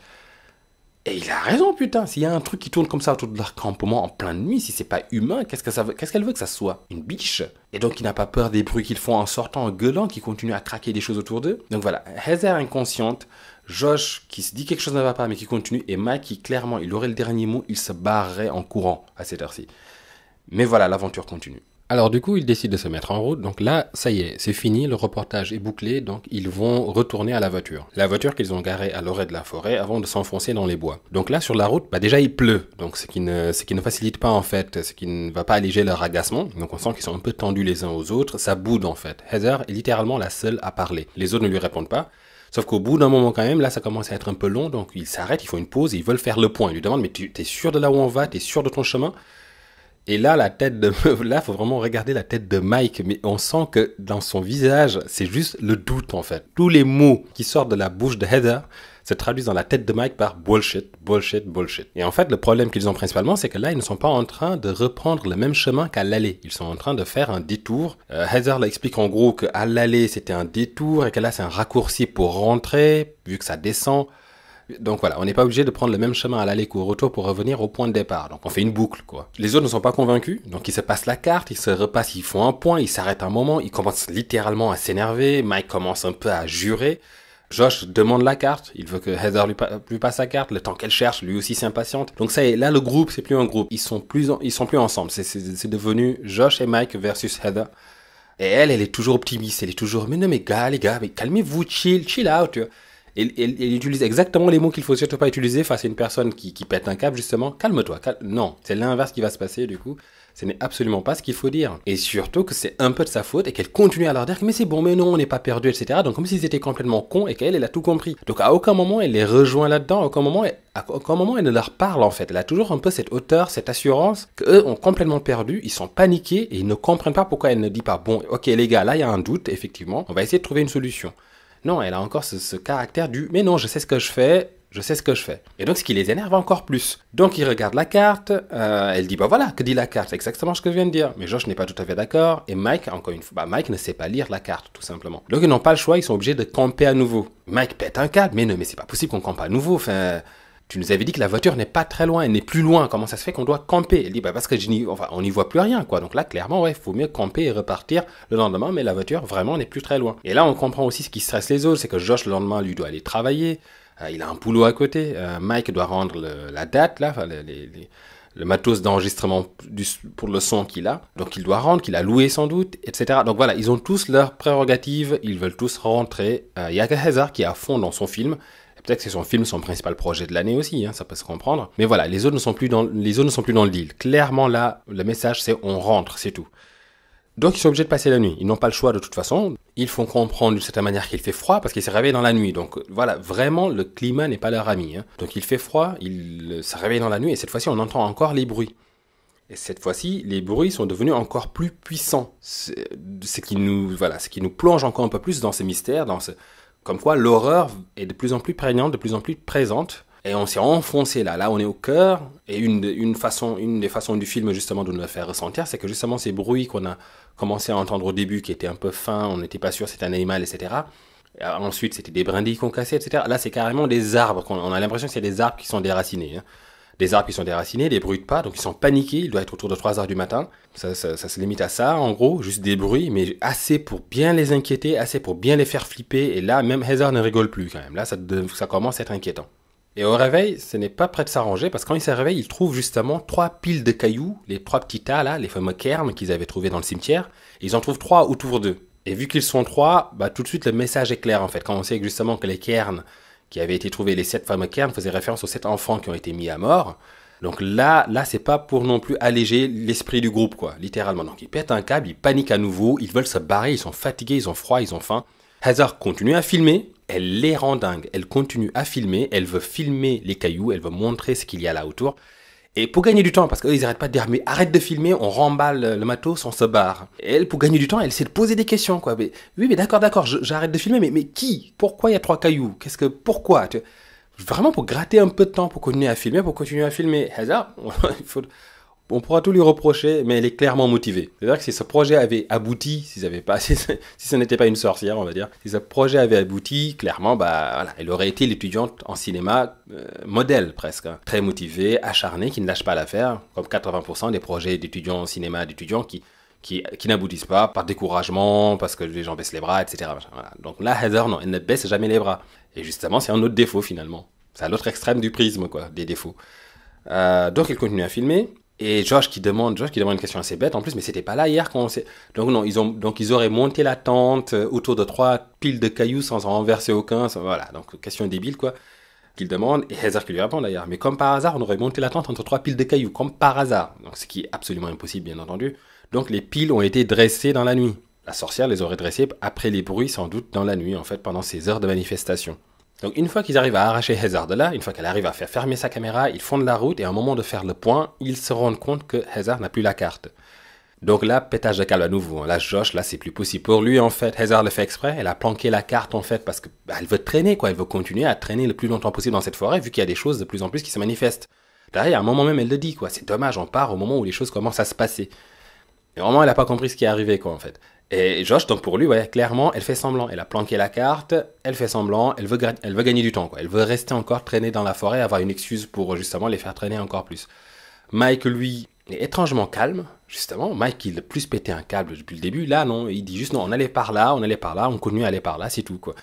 Mais les autres sont un peu paniqués, en fait, parce que là, voilà, où est-ce qu'on va? En gros, sans la carte, il nous reste que le compas. Du coup, qu'est-ce qui se passe? Mais Mike, voilà. Mais on comprendra après pourquoi. Mike est absolument calme, quoi. Donc pour lui, il est content qu'on continue juste sur le chemin qu'on avait commencé depuis la veille, sur le chemin sur lequel ils étaient engagés depuis la veille. Donc ils continuent. On sent qu'ils sont frustrés, on sent qu'ils sont énervés, et du coup, un rien peut les faire basculer, et c'est ce qui va se passer, justement. Heather va, à un moment, ils vont traverser un petit ruisseau. Heather va, du coup, tremper sa botte, enfin, en gros, elle va noyer sa chaussure, quoi. Et du coup, ça va l'agacer, et les autres, ça va les faire rire. Donc les autres partent en éclat de rire, Heather leur dit « Ah ouais, super, donc vous, ça vous fait marrer, machin, donc moi, je vais être inconfortable pendant tout le reste de la journée, mais vous, ça vous fait marrer. Ah bah super. » Josh essaie de lui expliquer que ben non, mais on rit de la situation parce qu'on est tendu, ça nous détend, etc. Mais tu vois, lui aussi, il se marre. Donc elle dit, ouais, mais c'est pas vous. En fait, vous avez planqué la carte. Vous vous foutez de ma gueule, vous avez planqué la carte, en fait. Et Mike continue à rire. Le truc part, vraiment, un rire de fou plus qu'autre chose, un rire d'hystérie, quoi. Et en fait, à un moment, pendant ce moment-là, au pic du truc, au sommet de la prise de tête, bah, Mike craque et dit que, bah, que c'est lui qui a jeté la carte. C'est lui qui s'en est débarrassé. Il le dit en rigolant en plus. Il rigole, il dit, oh putain, vous savez quoi, il faut que je vous le dise maintenant, il faut que je vous le, faut que je l'avoue. La carte, cette nuit ou hier soir, en gros, donc c'est lui qui a eu la carte en dernier, faut croire, bah, il en a profité pour la balancer dans un ruisseau. Il s'en est débarrassé, quoi. Vraiment, douche attitude, quoi. Qui fait ça? Et en plus, il le justifie, en plus, il dit, mais non, mais la carte, elle servait à rien, vous ne saviez jamais où on était, bah, donc du coup, je m'en débarrasse, quoi, je la jette, quoi. Et les autres pètent un câble. Au début, ils croient qu'ils rigolent, et quand ils comprennent qu'ils ne rigolent pas, mais il y a Josh qui lui rentre dedans. Il s'en arrive presque aux mains. SR, ça y est, c'est la première fois qu'on la voit perdre complètement le contrôle. Elle vrille, elle l'insulte, elle le traite d'enculé, de connard fini, elle pète un câble. C'est la première fois qu'elle perd le contrôle. Parce que là, c'est grave en fait. Elle dit, tu nous as trahis au-delà de toute possibilité de trahison, Judas de mes deux là. Elle pète un câble, et lui aussi, il ne se démord pas en fait. C'est ça le pire, c'est que pendant toute cette embrouille, Mike est persuadé qu'il n'a rien à se reprocher en fait. C'est que oui, ils ont merdé, aucun des deux ne savait lire la carte, bah lui il s'est vénère, il a jeté la carte, c'est tout quoi, où est le problème, tu vois. Il ne voit pas du tout où est le souci. Et c'est carrément s'il ne rentre pas dans Heather en train de se bastonner parce qu'il supporte pas qu'elle continue à le filmer. Parce que oui, elle continue à filmer la scène aussi, tout en le traitant d'enculé. Donc ce qui est pas mal, hein. Donc il s'embrouille, il se calme, Heather sort son compas, et là il y a Josh qui lui dit, bah ok, donne-moi, je peux avoir le compas maintenant pour moi aussi m'y retrouver. Parce que Josh, il veut même plus parler à Mike quoi. Parce qu'on comprend du coup que c'est Josh qui a proposé à Mike de rejoindre cette petite expédition, ce qui n'était pas un cadeau. Il lui dit, je ne t'ai pas ramené ici pour foutre la merde, mec. C'est pas pour ça que je t'ai amené, tu vois. Donc maintenant, il s'adresse à, du coup, il parle plus à Mike, il s'adresse à Heather. Il lui demande du coup le compas, et c'est la boussole quoi. Et là, Heather lui dit, bah non, t'avais qu'à t'acheter le tien, moi c'est mort. Vous m'avez trahi tous les deux, je vous le passe pas. Donc là, dans ce délire d'embrouille, l'autre, elle dit, c'est moi qui l'ai acheté, donc c'est pas. Et là, le groupe éclate. Hein. Le groupe éclate. Il marche encore un peu, et là, tout le monde s'arrête. Enfin, à part Heather, mais les deux mecs, chacun dans un coin, chacun boude en fait. Ils sont assis, ils boudent, ils avancent plus. Heather continue à demander, mais pourquoi on n'avance plus? Qu'est-ce qui se passe? On avait dit qu'on allait par là, non? Pourquoi on n'y va plus? Eux, ils sont là en mode, ok, oui, d'accord, mais je veux juste qu'on m'explique pourquoi on n'avance plus. Ok, oui, mais pourquoi on a, voilà, donc, faut pas pousser, faut plus pousser, les gars sont sur le point de craquer, donc faut les laisser tranquilles 2 minutes, qu'ils récupèrent leurs esprits, et ensuite on continue, tu vois. Heather pousse, voilà, fidèle à elle-même, elle pousse tout le temps, Heather, de toute façon, elle pousse le truc. Et là, ils repartent, et sur ce chemin, bah, du coup, je crois que c'est Mike qui le premier tombe dessus. Il tombe maintenant là sur des sortes de totems, des sortes de figures faites avec juste des branches et des lianes, qui forment donc des fois un peu des symboles, on dirait des symboles runiques, et d'autres fois on dirait carrément, on dirait des figures, en fait, humaines, on dirait des corps humains, en fait. 2 bras, 2 jambes, une tête, tu vois. Et donc, d'ailleurs, le premier truc qu'il dit, Mike, c'est, putain, il y a des trucs, il y a des merdes de vaudou ici, quoi. Il y a des vaudou shit. Il y a des bricoles vaudou, quoi, accrochées aux arbres. Et tout ça, effectivement, est accroché aux arbres. Il y en a plein. Ils commencent à filmer, ils sortent le micro, enfin, ils commencent à enregistrer le son. Heather est en joie, quoi. C'est le pinacle, c'est le sommet de son œuvre, là. Ça y est, elle est tombée sur un truc, par contre, que personne ne raconte, que personne n'a jamais vu. Ils sont les premiers à tomber sur cette scène. Ce qui, encore une fois, rappelle un peu le livre The Ritual, qui a été adapté en film, d'ailleurs. Où ils tombent justement sur un vieux cimetière, ils savent que personne n'a jamais été là, ils savent que ça, c'est précieux, c'est machin, ils sont contents parce qu'ils vont pouvoir peut-être se faire de la thune. Heather, elle est contente parce qu'elle capture quelque chose qui n'a jamais été vu jusque-là. Donc ce sorte de temple vaudou avec des figures humaines et des symboles tout en bois et en liane, donc un truc très rustique. Et là d'ailleurs, c'est marrant parce que Mike dit, ça c'est pas un truc de redneck, parce que lui il croit toujours que c'est des rednecks qui lui suivent et qui foutent la merde, tu vois. Donc des paysans du coin, etc. Donc il dit, ça c'est pas des paysans locaux là, ça c'est trop créatif pour être des paysans. Mec, c'est juste 4 branches attachées ensemble quoi, enfin 5 quoi. Le mépris pour le paysan local quoi, vraiment. Et donc, encore une fois pareil, ils veulent se barrer, Heather veut pas partir. Elle veut rester. À un moment tu te dis, mais partez quoi en fait. Il y a un moment donné, quand quelqu'un est aussi entêté, tu traces. Tu le laisses là, tu traces, c'est tout. Ok, elle a la boussole, c'est vrai, mais tu traces. Et à un moment, elle sera bien obligée de suivre en fait. Mais elle reste, elle traîne, elle fait, oui on part tout de suite. Là, je suis en train d'éteindre la caméra, on va partir dès que j'aurai éteint la caméra, c'est-à-dire là, maintenant. Mais non, elle n'éteint pas la caméra bien sûr, et elle continue à filmer. Heather, jusqu'au bout, hein, vraiment. Alors, ce raccourci qu'ils essaient de faire entre vaudou avec les figures, là, vaudou figure, a été repris dans le 2 d'ailleurs, dans le Blair Witch Project 2, enfin le Blair Witch du coup ça s'appelle tout simplement. Dans le 1, ce n'est pas clairement dit quand même que c'est du vaudou. À aucun moment il n'est supposé forcément que ces figures sont censées du coup symboliser des gens dont on peut avoir le contrôle en maîtrisant justement ces marionnettes. Parce qu'on verra par la suite en plus que si c'était que ça, la sorcière aurait pu depuis longtemps en fait contrôler les gens plus facilement quoi. Et c'est pas vraiment ce qui est établi. Dans le 2, dans le Blair Witch 2, clairement, dans le vrai 2, hein, pas dans la suite entre les deux un peu merdique là qu'ils ont fait, le livre de Shadows, là je sais pas quoi. Non, ça c'est de la merde. Je parle vraiment du 2 qui est sorti en 2018 je crois, peut-être quelque chose comme ça. Ouais. Bah, dans ce 2-là, il est établi effectivement que les figures en bois, là, ils font des figures énormes en bois pour qu'on comprenne bien. Donc ces figures faites de branches sont effectivement des sortes de poupées vaudou. Et en fait, en les brisant ou en leur faisant du mal, on manipule ou on fait du mal aux gens qui sont censés être représentés, liés à ces figures-là. Ici, dans ce film, ce n'est pas clairement dit. Ce sont des figures, on sent plutôt un rituel, on sent plutôt une sorte de représentation, une sorte d'offrande, mais pas forcément une liaison avec des gens et un pouvoir ainsi de manipulation. Pas forcément ce qui se passe. Par contre, la manipulation se fait peut-être autrement. Elle est peut-être plus du lot de la potion, d'alchimie, etc. Du bois, des racines, du poison. C'est plus, ça fait plus penser à la forêt qu'à des rites vaudous, vraiment. Donc, ce qui va se passer ces nuits-là, c'est qu'ils vont vouloir ne pas allumer de lumière parce qu'ils se disent que justement, ce qui a pu attirer la sorcière jusqu'à là, c'est forcément, enfin la sorcière ou la chose qui les suit en tout cas, c'est la lumière, c'est le fait qu'ils font un feu, c'est le fait qu'ils fassent un feu le soir, c'est le fait qu'ils fassent du bruit, etc. Donc là, ils essaient d'éteindre très vite. Et là, pour une fois, Heather ferme sa gueule, elle est d'accord, quoi. Elle commence aussi à paniquer un peu. Donc ils éteignent, ils ne font pas de bruit, ils ne font pas trop de lumière, ils s'endorment assez vite. Sauf que les choses ne vont vraiment pas s'arranger en fait. Parce que cette nuit-là, ça y est, le bruit qui était de plus en plus fort, c'est-à-dire qu'il se refermait de plus en plus sur eux. C'est un peu ça, c'est aussi comme ça qu'on peut le lire en fait. C'est-à-dire qu'au début il est éloigné et petit à petit le piège de la sorcière ça renferme sur eux. Donc la veille c'était très fort, très puissant, c'était vraiment juste à côté, on aurait dit de la tente. Là ça y est, ça va être sur la tente. C'est-à-dire que le premier truc qui les réveille et ils sont effrayés, c'est des bruits d'enfants qui jouent en fait. Ils entendent des enfants qui jouent autour de la tente, qui rient, ils sont perdus en plein milieu de la forêt, au milieu de nulle part. Et ils entendent des enfants qui rit en fait. Et à un moment, Heather, elle part elle s'étrangle presque de peur quand elle entend un bébé pleurer dans l'eau.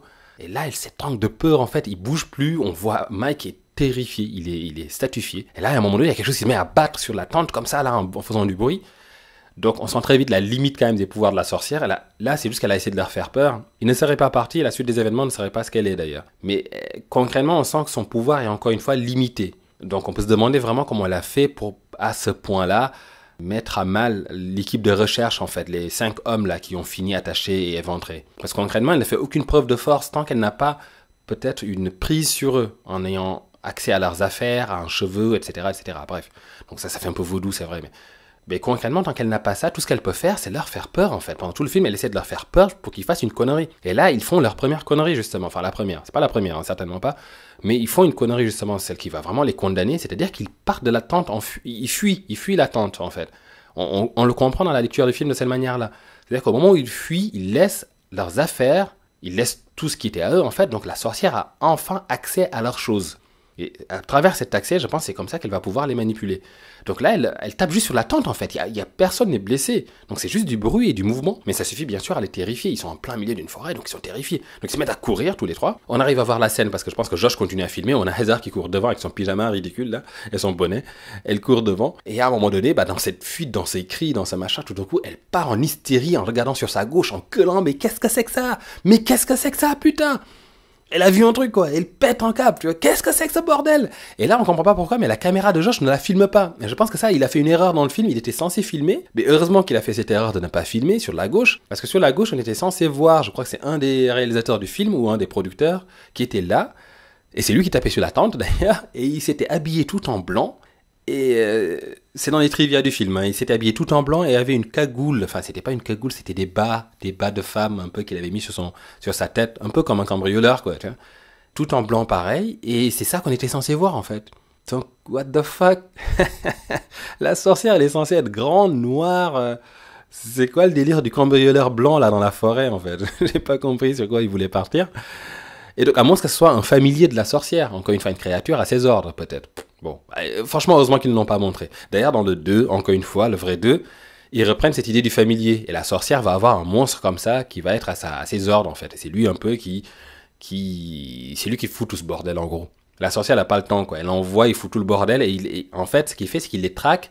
En réalité, ce qu'il est en train de faire, c'est de les rabattre vers la sorcière, en gros. Quoi qu'il n'a pas vraiment besoin de le faire, vu qu'ils sont enfermés dans le 2, on comprend qu'ils sont enfermés dans une sorte de boucle temporelle, spatio-temporelle, en fait, et le temps s'écoule plus lentement, en gros. Et ils se rendent pas compte qu'ils croient qu'ils sont là depuis 3 jours seulement, mais en fait, non, ça fait des semaines qu'ils sont là, tu vois. Donc bref. N'empêche que ce trouble, on peut comprendre par moments d'où viennent les inspirations du 2 par rapport au 1. Et je pense qu'effectivement, par exemple, l'idée de la boucle spatio-temporelle pourrait facilement venir du fait que là, c'est vrai que les bruits, ils les entendent de tous côtés. Alors ça se trouve, le bruit ne vient que d'un endroit, mais ils ont l'impression d'entendre venant de partout. Plus tard, on verra que ça continue tout le temps comme ça, en fait. Et comme si tout venait de partout, ils sont complètement paumés par rapport aux directions. Des fois, ils croient que ça vient de là-haut, ça vient du sol, ça vient d'en bas. Enfin, ils ne savent pas. Ils sont complètement paumés. Donc, effectivement, cette distorsion du temps, cette distorsion de l'espace, de leurs repères, en tout cas, ça a pu inspirer justement ce qu'on va trouver dans le 2 avec cette fameuse boucle, comme s'ils étaient enfermés, justement, dans le domaine, en fait, dans le domaine de la sorcière qui est coupé du temps et de l'espace. Et c'est tout à fait une possibilité. Ça peut tenir en se basant sur ce film-là. On peut effectivement se dire que la première chose qu'elle fait, c'est effectivement rompre tout repérage lié au sens, en fait. Elle coupe vraiment tout repère lié au sens, lié au temps, etc. et qu'elle paume complètement comme ça ses victimes. Donc ça, cette idée est poussée à bout dans le film 2. On est carrément dans le Twilight Zone, quoi. C'est littéralement ça. Donc ils passent la nuit. Donc une fois qu'ils ont couru comme des tarés, là, comme ça, ils s'enfoncent vraiment dans la nuit noire, ils se plantent quelque part, et ils se tiennent côte à côte, ils se tiennent chaud comme ça toute la nuit. Ils passent la nuit dehors, quoi, parce qu'à un moment donné, ils demandent, je crois que c'est Mike qui demande à Josh, il est quelle heure, là, dis-moi qu'il est 5h du mat au moins, il lui fait non, il est 3h. Donc la sorcière vient souvent à 3h, je crois. Donc là, il fait, oh putain, effectivement, ils vont passer la nuit dans les bois, dans la nuit noire, dans les bois et dans le froid. Et le lendemain, ils reviennent. Et quand ils vont revenir, en fait, toutes leurs affaires sont disséminées partout, et particulièrement les affaires de Josh. La sorcière semble s'être intéressée aux affaires de Josh, en fait.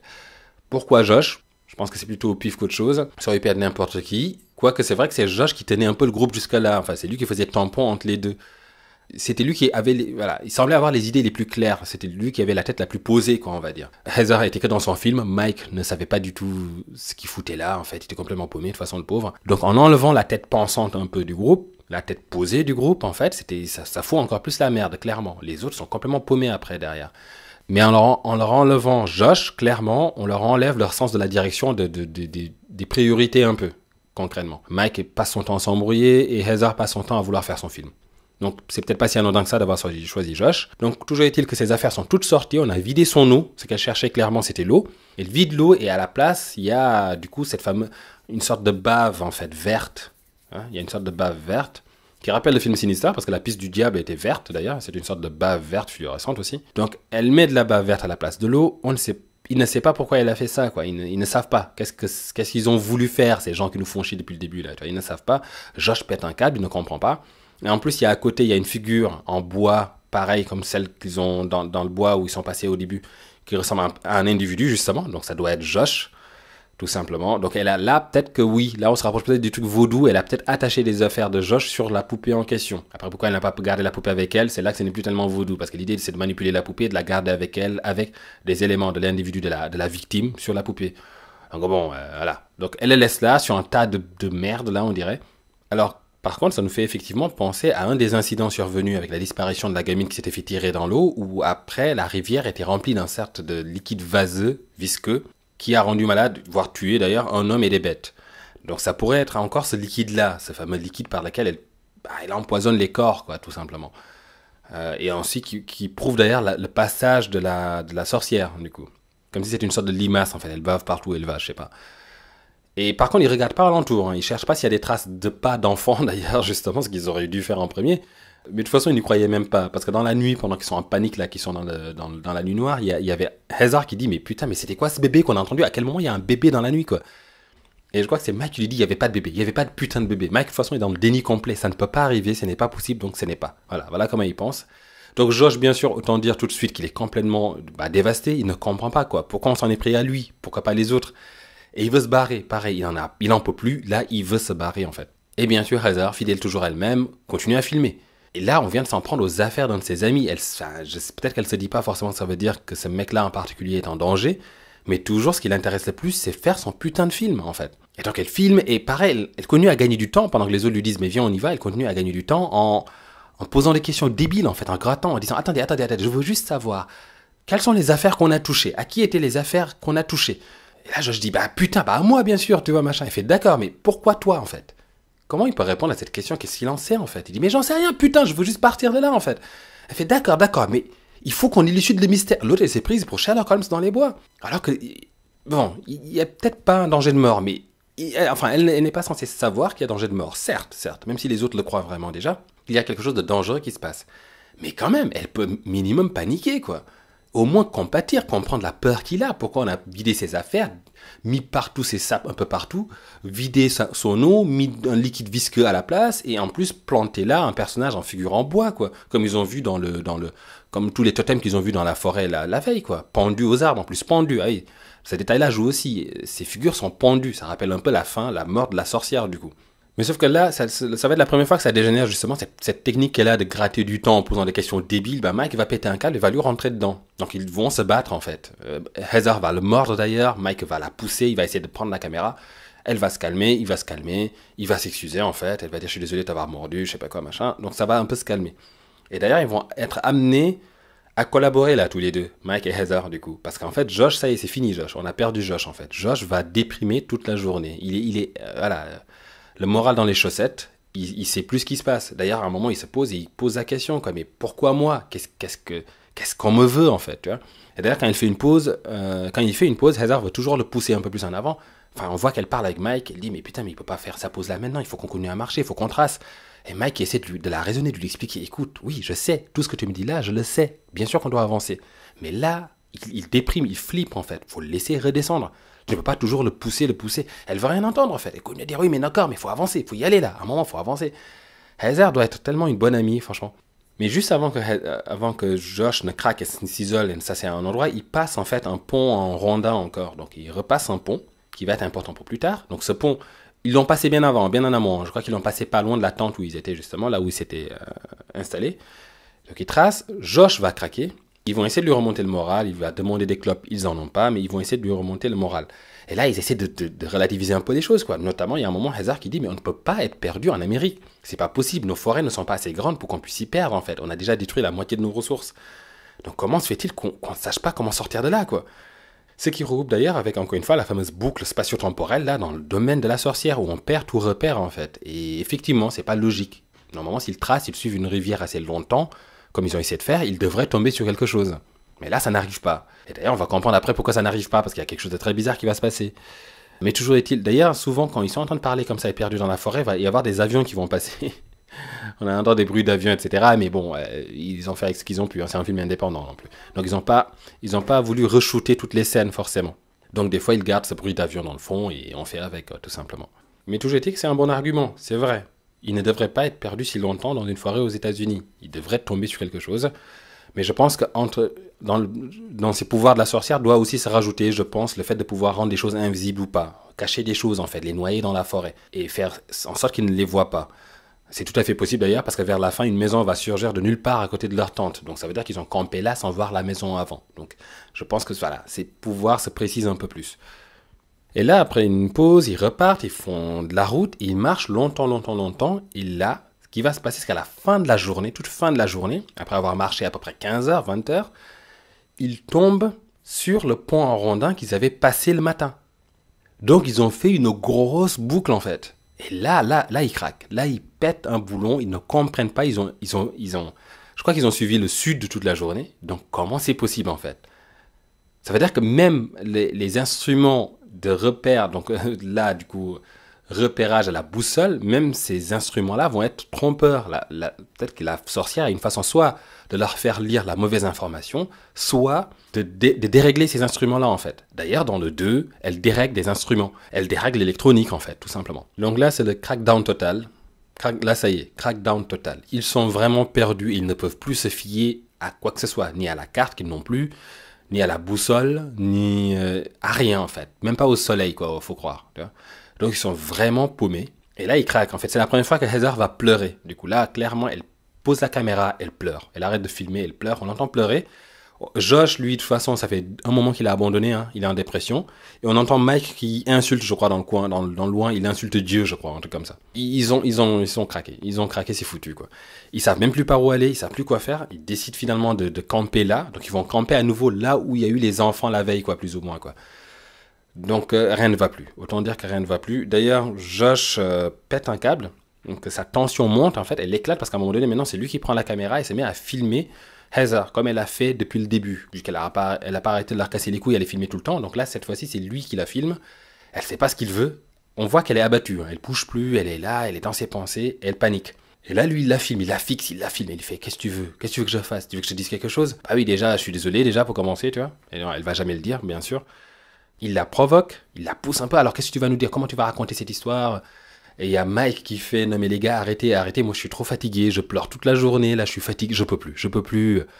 J'ai plus d'énergie en moi pour me battre avec qui que ce soit, donc on arrête maintenant, c'est bon. Mais Josh lâche pas l'affaire, il continue à filmer Heather et il lui lâche en gros son speech de motivation. Il lui dit, tu es perdu, tu es paumé, il n'y a personne dans les bois pour t'aider, il y a une sorcière qui chie devant ta tente.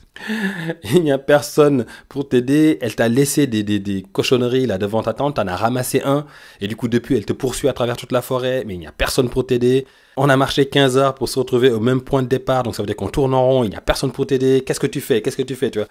Un peu en mode mission impossible dans la forêt, tu vois. Ah bah du coup forcément Heather craque, elle se met à pleurer du coup, et là il lui fait, mais vraiment pour l'achever quoi, elle craque, donc il l'a par terre, elle est par terre, tu vois. Mais il n'a plus une once de pitié en lui, Josh, en fait. Il est absolument dégoûté, et il en veut beaucoup à Heather, et ça se sent, et il le fait sentir de cette manière-là. Vu que Mike lui demande, ok bravo, t'as réussi, maintenant elle chiale, t'as gagné, t'es content, il fait non, je suis pas content, parce qu'elle continue à penser avant tout à son reportage, là, à son documentaire, plutôt que de penser à nous. Donc, certainement, même si elle arrête de penser à ce reportage, à ce documentaire, c'est pas comme si elle pouvait les sauver, Heather. Mais je pense que Josh est amer parce que clairement, sa priorité à elle, ça n'a jamais été eux. Ça a été d'abord son projet. C'est son projet, ouais. Et d'ailleurs, elle le dit aussi, à ce moment-là, elle craque un peu, elle dit, Heather, elle dit, mais je n'ai plus que ça, en fait. Je dois filmer parce que je n'ai plus que ça. Ça me fait une sorte de barrière. Et à un moment donné, ils essaient de placer ça un peu, mais c'est très grossier, hein, comment ils le font. Ils font, ouais, mais c'est comme une barrière, ça filtre la réalité, blabla. Bon, bref, ça me fait une barrière. Donc elle dit, je n'ai plus que ça. Et là, il lui dit, bah ok, donc super, tu vas nous faire une happy ending à la fin dans le film. Elle chiale, elle sait qu'ils sont foutus, en fait. Mais après, ça redescend dans la nuit. Donc c'est ça qui est assez réaliste aussi. C'est vrai que toute cette tension, toute cette montée, une fois que ça éclate, bah, dans un moment, ça redescend. Ils sont dans l'attente, ils s'excusent un peu, ils refont la paix un peu. Heather est en train de recoudre une chaussette ou un jean troué parce que ça la détend. Ils sont cool. Ils parlent de bouffe qui leur manque. Ça redescend. Et on se dit que dans la nuit, il va y avoir des bruits. Sauf que cette fois-ci, dans la nuit, il n'y a pas de bruit. Parce que la sorcière a tout intérêt à ce qu'ils dorment, en fait. Parce que ce qu'ils vont découvrir au réveil, c'est que Josh est parti. Josh, en tout cas, n'est plus là. Il s'est évanoui dans la nuit. Il n'est plus là, donc il est parti doucement, enfin silencieusement dans la nuit. Et eux, au réveil, se rendent compte de cela et bien sûr paniquent à nouveau. Ils l'appellent partout. Et Mike, maintenant, est devenu, dans cette extrême panique qu'ils ont maintenant, tout est alarme, quoi, autour d'eux, tu vois. Bah, Mike, maintenant, est le mec calme du groupe, quoi. Mais le calme un peu presque extrême, le calme, en fait, complètement débile. C'est-à-dire qu'il gueule, Josh, il gueule. Et à un moment donné, il dit à Heather, attends, arrête de gueuler 2 minutes, quand même, qu'il ait le temps peut-être de nous répondre. Il a complètement pété un boulon. Clairement pété un boulon. Il cherche, il dit peut-être qu'il allait à la rivière, là, juste à côté pour se laver les mains, tu vois. Bah ouais. Ah, ce moment est tellement drôle. Donc on sent que le mec est dans une panique tellement profonde. Il est tellement dans le déni de toute façon. C'est le mec qui disait mais il n'y a pas de bébé, c'est pas possible, il n'y a jamais eu de bébé. Alors qu'il a très bien entendu, tu vois. Il est tellement dans le déni que la moindre réalité, il la rejette complètement. Il est absolument frabadingue là, tu vois. Et donc il dit, laisse-lui le temps de répondre, ils cherchent, ils attendent, ils ont beau passer toute la journée, mais clairement, Josh ne revient pas. Donc ils sont obligés effectivement de reprendre la route. À partir de là, en fait, la randonnée va prendre des allures un peu complètement paumées, complètement... Ça va nous donner en fait une impression de leur état mental, vraiment. Ils tiennent une direction quelque temps, puis ils changent de direction, ils savent plus où ils sont, ils savent plus où ils vont. Les plans, pareil, ne vont plus être cadrés comme au début. On sent que Heather veut continuer à filmer, mais il y croit moins, elle est moins dedans. Souvent, les plans, c'est juste la caméra qui est posée, qui cadre mal quelqu'un, et puis voilà, on voit la scène un peu de loin, jamais très proche, tout ça. Souvent, elle pose la caméra, en fait. Elle est plus dedans. Parce que souvent, elle la pose, en plus, elle va essayer d'aller reconforter Mike, en fait. Ils sont pas bien. Et ils vont en plus être obligés de recamper. De toute façon, ils n'ont pas du tout avancé. Hein. Ils ont tourné en rond, clairement. D'ailleurs, même sans la sorcière, ils n'auraient pas allé très loin avec cette façon de randonner, d'ailleurs. Donc, ils recampent encore une fois. Et cette nuit-là, ils vont entendre Josh qui va crier et se lamenter dans le lointain. Et là, ils sont hystériques, là. Elle est morte de trouille. Heather, on sent qu'elle est désespérée, quoi. Là, ils entendent leurs camarades qui hurlent de douleur et qui crient à l'agonie dans les bois. Donc ils savent que là, ça y est, là c'est foutu de façon, c'est chocolat. Ils sortent, ils l'appellent, mais le bruit vient de partout. Ils savent même pas par où commencer à aller le chercher, en fait. Et encore une fois, dans dans un de ces effets de la sorcière, c'est-à-dire que les directions ne sont jamais sûres. Donc même le son, on ne sait pas, on n'est pas tout à fait sûr de la provenance du son. Donc on dirait qu'il vient de partout autour d'eux. Donc ils passent une nuit comme ça. Et bien sûr, ils ne dorment pas. Ils passent toute la nuit blanche, ce qui ne va pas non plus aider dans leur état mental. Au réveil, je pense que cette fois-ci, ils ne refont même pas la tente, ils la laissent telle qu'elle est. Ce qui d'ailleurs rappelle aussi un peu la fin de Rituel, parce qu'ils sont tellement crevés qu'à la fin, la tente, ils la montent une dernière fois, ils disent là, on la démonte plus, on la remonte plus, hein, c'est fini. Faudra parler du Rituel du coup, depuis tout à l'heure qu'on n'arrête pas de faire des clins d'œil. Et voilà comment ça finit. Donc du coup, ils restent là, ils dépriment, en fait, tout simplement. Enfin, ils dépriment, ils sont plutôt morts de trouille toute la nuit, ils ne dorment pas. Et au bout de la nuit, le matin, ils ont quand même réussi à dormir. Ils sont évanouis de sommeil, j'imagine, de fatigue. Au bout de la nuit, le lendemain, donc Heather se réveille la première, allume la caméra, va pour sortir pour voir, et là, elle va trouver un petit fagot devant la tente, en fait. Donc, les fameux petits fagots qui sont la signature un peu de la sorcière. J'aime bien parce que ça fait vraiment une signature très rustique, un peu très... C'est pas un tag, sa signature, c'est pas... La sorcière de machin est passée par ici avec... Non, c'est vraiment un petit fagot de bois bien à l'ancienne, quoi. Petit fagot, entouré de ficelle. Et là, cette fois-ci, dans le tissu, on croit reconnaître un peu la chemise de Josh, justement, qui a été déchirée, lacérée pour fermer le fagot. Elle va le jeter plus loin. Mike va se réveiller, va apprendre la nouvelle. Et là, en gros, ils sont down. C'est fini. C'est littéralement fini. Là, ça y est. C'est vraiment le coup de grâce. Mike va s'asseoir dans un coin et il va osciller sur place. On sent que le mec commence à devenir fou. Et il dit non mais faut rester positif, de toute façon on va se mettre en marche, et dans la marche, de toute façon tout s'arrange. Là c'est Macron quoi le gars. Il y croit. Et pendant qu'il oscille, Heather, elle, pareil, on sent qu'elle essaie de la rassurer, mais qu'elle n'est pas bien non plus. Elle va venir s'asseoir à côté de lui, elle va le prendre dans ses bras. On a une dernière réconciliation un peu touchante avant le final qui les attend, quoi, tout simplement. Ils vont se caler là. Heather va se relever et toujours fidèle à elle-même. Il faut qu'elle sache ce qu'il y a dans le fagot de bois. Il faut qu'elle sache, c'est Heather, tu vois. Donc elle va le prendre, elle va s'éloigner plus loin sans que Mike ne le sache. Elle va l'ouvrir doucement en essayant de filmer ce qu'il y a dedans.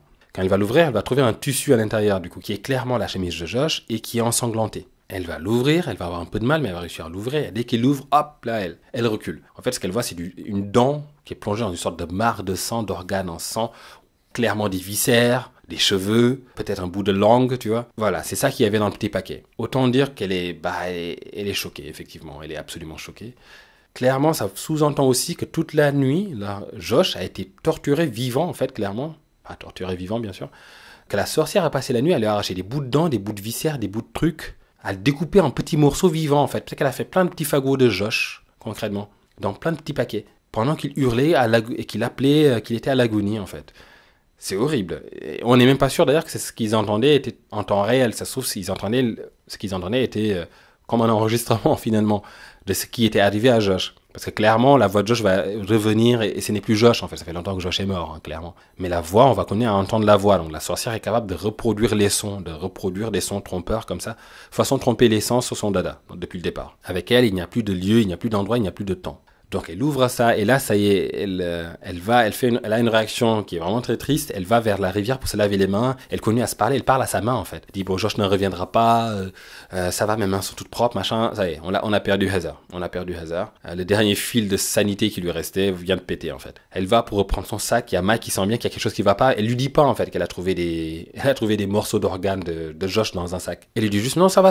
Juste on va y aller. Je vais prendre mon sac parce que là il faut que je prenne mon sac. Maintenant que j'ai mis mes petits gants, je vais pouvoir mettre mon sac. Maintenant que j'ai mes gants sur mes mains. Maintenant, mes mains sont bien au chaud, machin. Je vais remettre mon sac. Ah, mon sac s'est accroché dans mes cheveux. Je ne peux pas tirer mon sac. Elle a perdu la boule. Mike va l'aider à se remettre bien. Ils vont repartir. Ils vont bien sûr pas aller loin. Ils vont recamper direct. Enfin, c'est fini. C'est fini. On sait que c'est fini. Alors, je sais pas jusqu'où ils vont ce jour-là, mais clairement, ils ne vont pas loin. Donc, ils recampent. Mais ils ont été guidés dans cette perdition. Ils sont complètement de façon paumés, ils savent plus où ils vont. Donc, mais je pense, voilà, le film en tout cas nous donne cette impression qu'ils ont été guidés vers un lieu où ils devaient se rendre à tout prix. Parce que ce qui va se passer, c'est que donc déjà ils vont camper. Dans la nuit, Heather va faire une dernière vidéo, un dernier enregistrement, une confession, où elle va reconnaître en fait que tout ça c'est de sa faute. No fucking shit. Elle va reconnaître que c'est elle qui a été obstinée, c'est elle qui a été têtue, qui sont là, c'est à cause d'elle. C'est elle qui a voulu pousser quand les gens voulaient reculer. C'est elle qui a voulu continuer à filmer quand les gens voulaient se barrer. C'est son projet, elle ne l'a pas bien préparé, elle n'a pas fait les repérages qu'il fallait au départ, elle n'a pas pris un guide dans cette forêt, elle a voulu foncer tout droit, tête baissée pour faire son film à elle. Elle a mené à la perte de deux personnes qui n'avaient rien demandé en fait.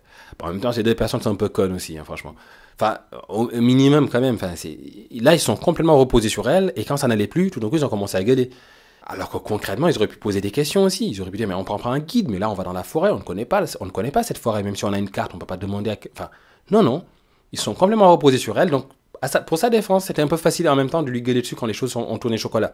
Rien n'empêchait les autres aussi de prendre des mesures de sécurité. Ils avaient même pas une putain de boussole, quoi. Ils savaient qu'ils allaient en forêt, aucun d'eux n'avait une carte de secours, aucun d'eux n'avait une boussole. Enfin, c'est le seul moment où je vais être un peu de son côté, quoi, la pauvre. Tu vois. Donc bref, c'est des pauvres victimes tous, super.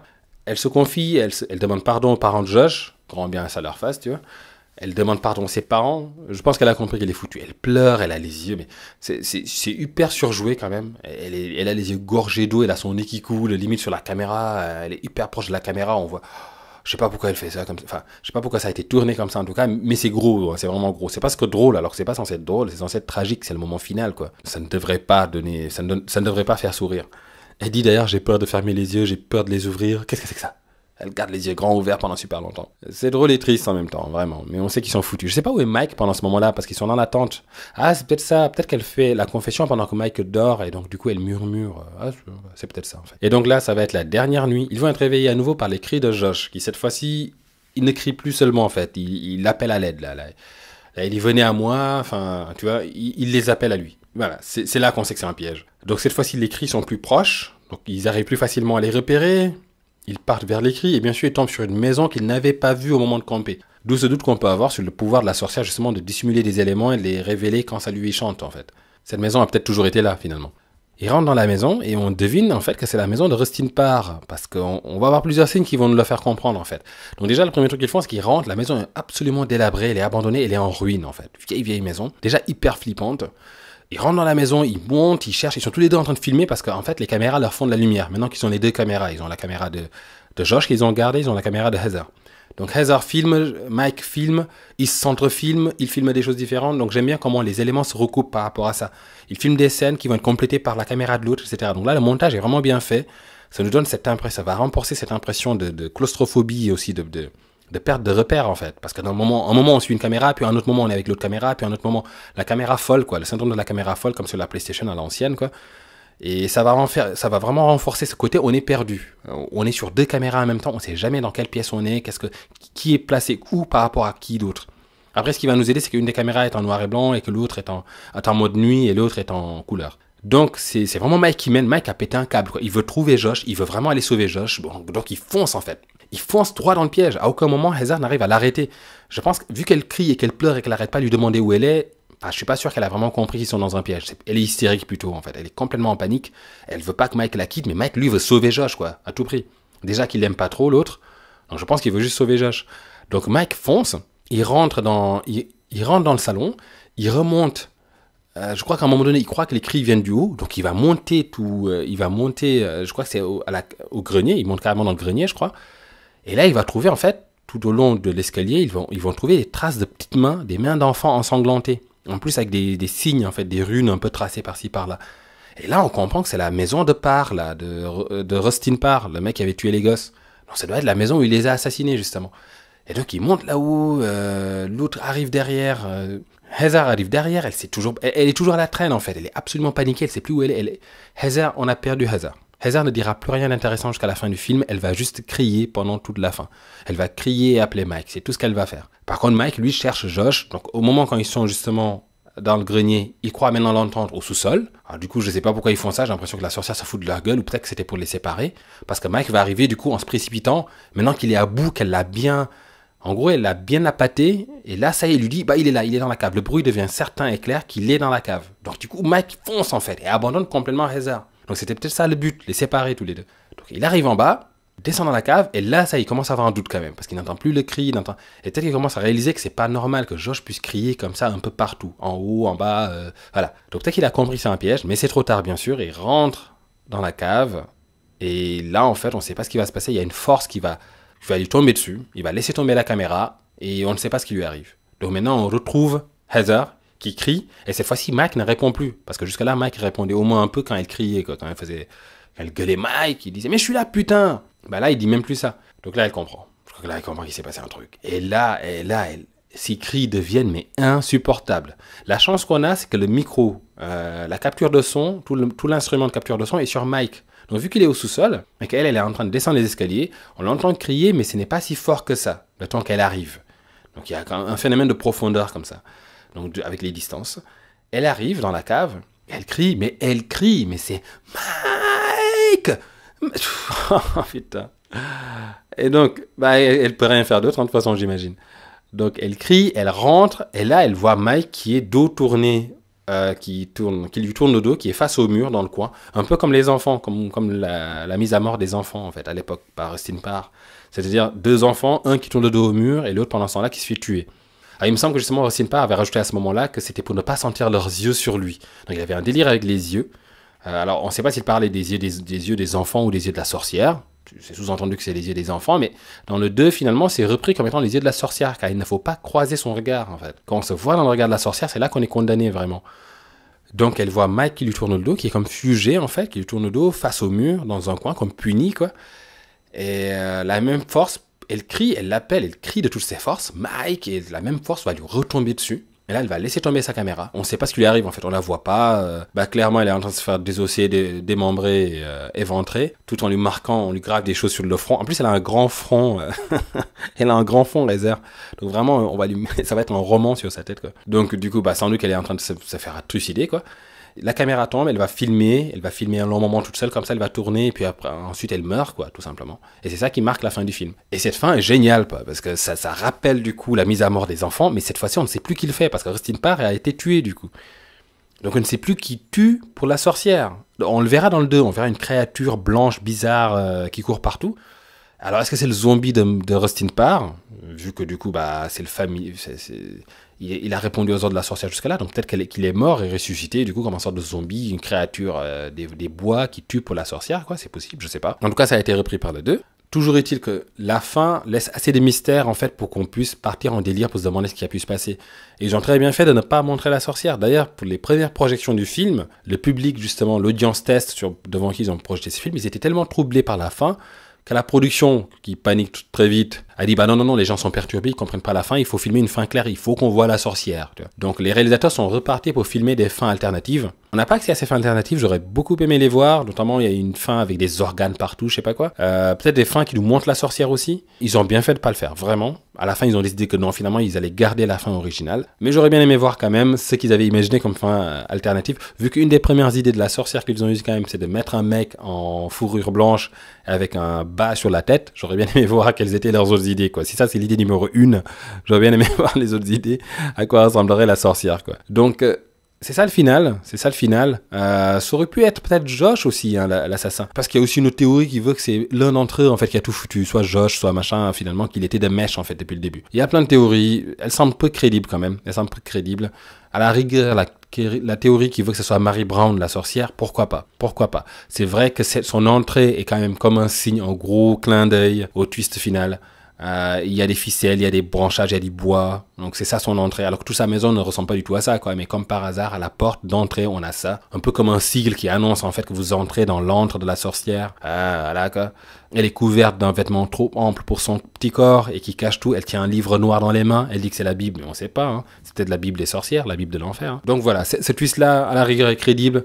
L'autre théorie qui voudrait que ce soit des gens du groupe qui est manigancé tout ça, j'y crois moins. Voilà. Et donc voilà, donc c'était le Blair Witch Project, donc un de mes films d'horreur préférés, qui établit et qui utilise assez bien le found footage, même si ça peut filer la gerbe par moment, ça bouge beaucoup quand même, mais n'empêche qu'il a établi qu'il a utilisé au meilleur de son expression aussi, je trouve. Plein de films se sont inspirés par la suite de cela, hein, entre Rec et compagnie. Plein de films s'en sont inspirés, mais très peu ont réussi à le refaire aussi bien. C'est-à-dire que ça se fatigue assez vite quand même, le found footage. Ça peut être fun 2 minutes, mais très rapidement, le pourquoi les gens filment, surtout, alors, pour un film indépendant, ça va. Ils ont pu assumer complètement le côté on ne montre pas grand-chose, on ne voit pas grand-chose. Aujourd'hui, c'est l'inverse du coup. Il y a besoin de spectacle au cinéma. Personne n'oserait refaire une sorte de paranormal activity comme ça, quoi. Où il se passe quasiment rien pendant tout un moment du film, quoi. Et surtout qu'à la fin, on n'est même pas récompensé en voyant le monstre. Aujourd'hui, ça passerait très mal. Aujourd'hui, il y a besoin de show. Il faut en mettre plein les yeux. Les gosses sont complètement blasés par rapport à l'horreur. Ils ont vu tellement de trucs qu'il faut toujours surenchérir un peu. Et donc, avec le found footage, ça marche moins bien. Parce que tout simplement, en fait, le found footage demande de justifier pourquoi on filme. Il y a des moments où déjà on verra rien, il y a des moments où la caméra ne sera pas bien placée, il y a des moments où on ne verra pas grand-chose non plus. Il y a des moments carrément où on ne devrait pas filmer. Donc autant dans des films qui se tiennent un peu comme ça, ou que les mecs filment parce qu'il y a quelque chose qui bat sur la tente et qu'ils courent dans la forêt et qu'on continue à filmer, ok, bon, on peut se dire pourquoi pas. Mais que c'est quelque chose qui bat sur la tente, soit un gros monstre qui hurle, qui déchire la tente en deux et qui tombe sur l'un d'entre eux, qui commence à bouffer, qui commence à lui manger le cœur, et que les autres se barrent, que les autres continuent à filmer, là, ça serait bizarre. Or, le cinéma d'horreur actuel est un cinéma de spectacle, et cette scène d'un monstre qui déchire la tente pour bouffer le cœur de l'un, c'est plus quelque chose qu'on ferait aujourd'hui que de faire justement juste une tente qui bouge et des gens se barrent, quoi. Ça ne suffit plus, en fait, aujourd'hui. Donc, du coup, le found footage, c'est épuisé.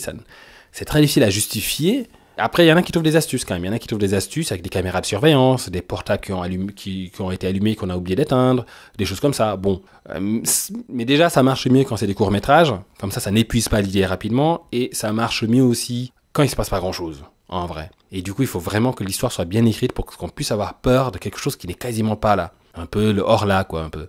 De mon passant. Mais voilà, donc un de mes genres préférés, une discrétion dans l'horreur qui est absolument appréciable, rafraîchissante, très peu de monde, 3 personnes autour desquelles ça marche, avec un dynamisme de groupe comme ça, là, une interactivité qui est très appréciable, une évolution des personnages, ce qu'on n'a pas dans le 2 en fait. Dans le 2, on a gonflé le groupe, ils sont très nombreux pour avoir un score de body kills en fait, pour avoir des meurtres en fait. S'ils sont que 3, tu en tues 2, c'est quasiment fini quoi. Alors que là, s'ils sont 12, ah bah là, tu peux en tuer chacun, tu peux en tuer plein de manière différente. Il y a une nana qui se brise en deux, il y en a un autre qui se fait bouffer par les arbres, on sait rien, enfin voilà. Donc on peut avoir plusieurs façons de tuer les gens en fait. Et dans le 1, la différence du 2 aussi, parce que dans le 2, c'est le frère de Heather qui va à sa recherche, et il est aussi têtu et obstiné qu'elle, c'est-à-dire quand les choses tournent au chocolat, il en a rien à foutre. Il veut continuer à chercher sa sœur. Et au moins vers la fin, Heather, on a un peu de la peine. On sent quand même qu'elle regrette, qu'elle essaie de revenir sur ce qu'elle a fait. Autant le frère dans le 2, mais vraiment une tête de bite, quoi. Alors, un vrai connard, un vrai con, quoi, qui sacrifie tous ses amis, mais il continue à dire, je veux trouver ma sœur.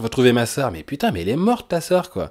Enfin, le gars tétanisé, quoi. Il sacrifie tous ses amis pour essayer de retrouver sa sœur. Finalement, il la retrouve même pas. À la fin, il comprend carrément que il est insupportable. On parlera peut-être du 2, de ces genres. Mais voilà. Mais au moins, Heather ici, ça rattrape. Et chacun de ces personnages passe par une évolution, en fait. Et c'est vrai que s'ils finissent tous, au moins, c'est sûr qu'ils finissent tous par de la folie, clairement. Josh finit dans la dépression, les deux autres finissent carrément dans la folie. Mike est carrément dans le désespoir à la fin. Il veut retrouver Josh comme si ça allait tout changer, tout arranger, tout... Il s'accroche à ce dernier espoir, en fait. Donc, même s'ils finissent là-dedans, entre-temps, il y a une évolution face à la peur qui est très intéressante. Qu'on va retrouver dans le rituel aussi. D'ailleurs, à ce sujet, les personnages sont aussi bien écrits, et face à la peur, il y en a un qui réalise pas, jusqu'à la dernière minute, et après les autres, quand même, on a une dynamique de groupe aussi très intéressante. C'est pour ça que je parlerai sans doute du rituel, d'autant plus qu'il a été que le film est sorti sur Netflix, d'ailleurs. Donc, on en parlera peut-être.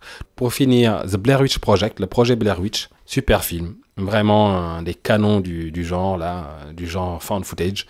À voir, avant qu'on passe aux 2.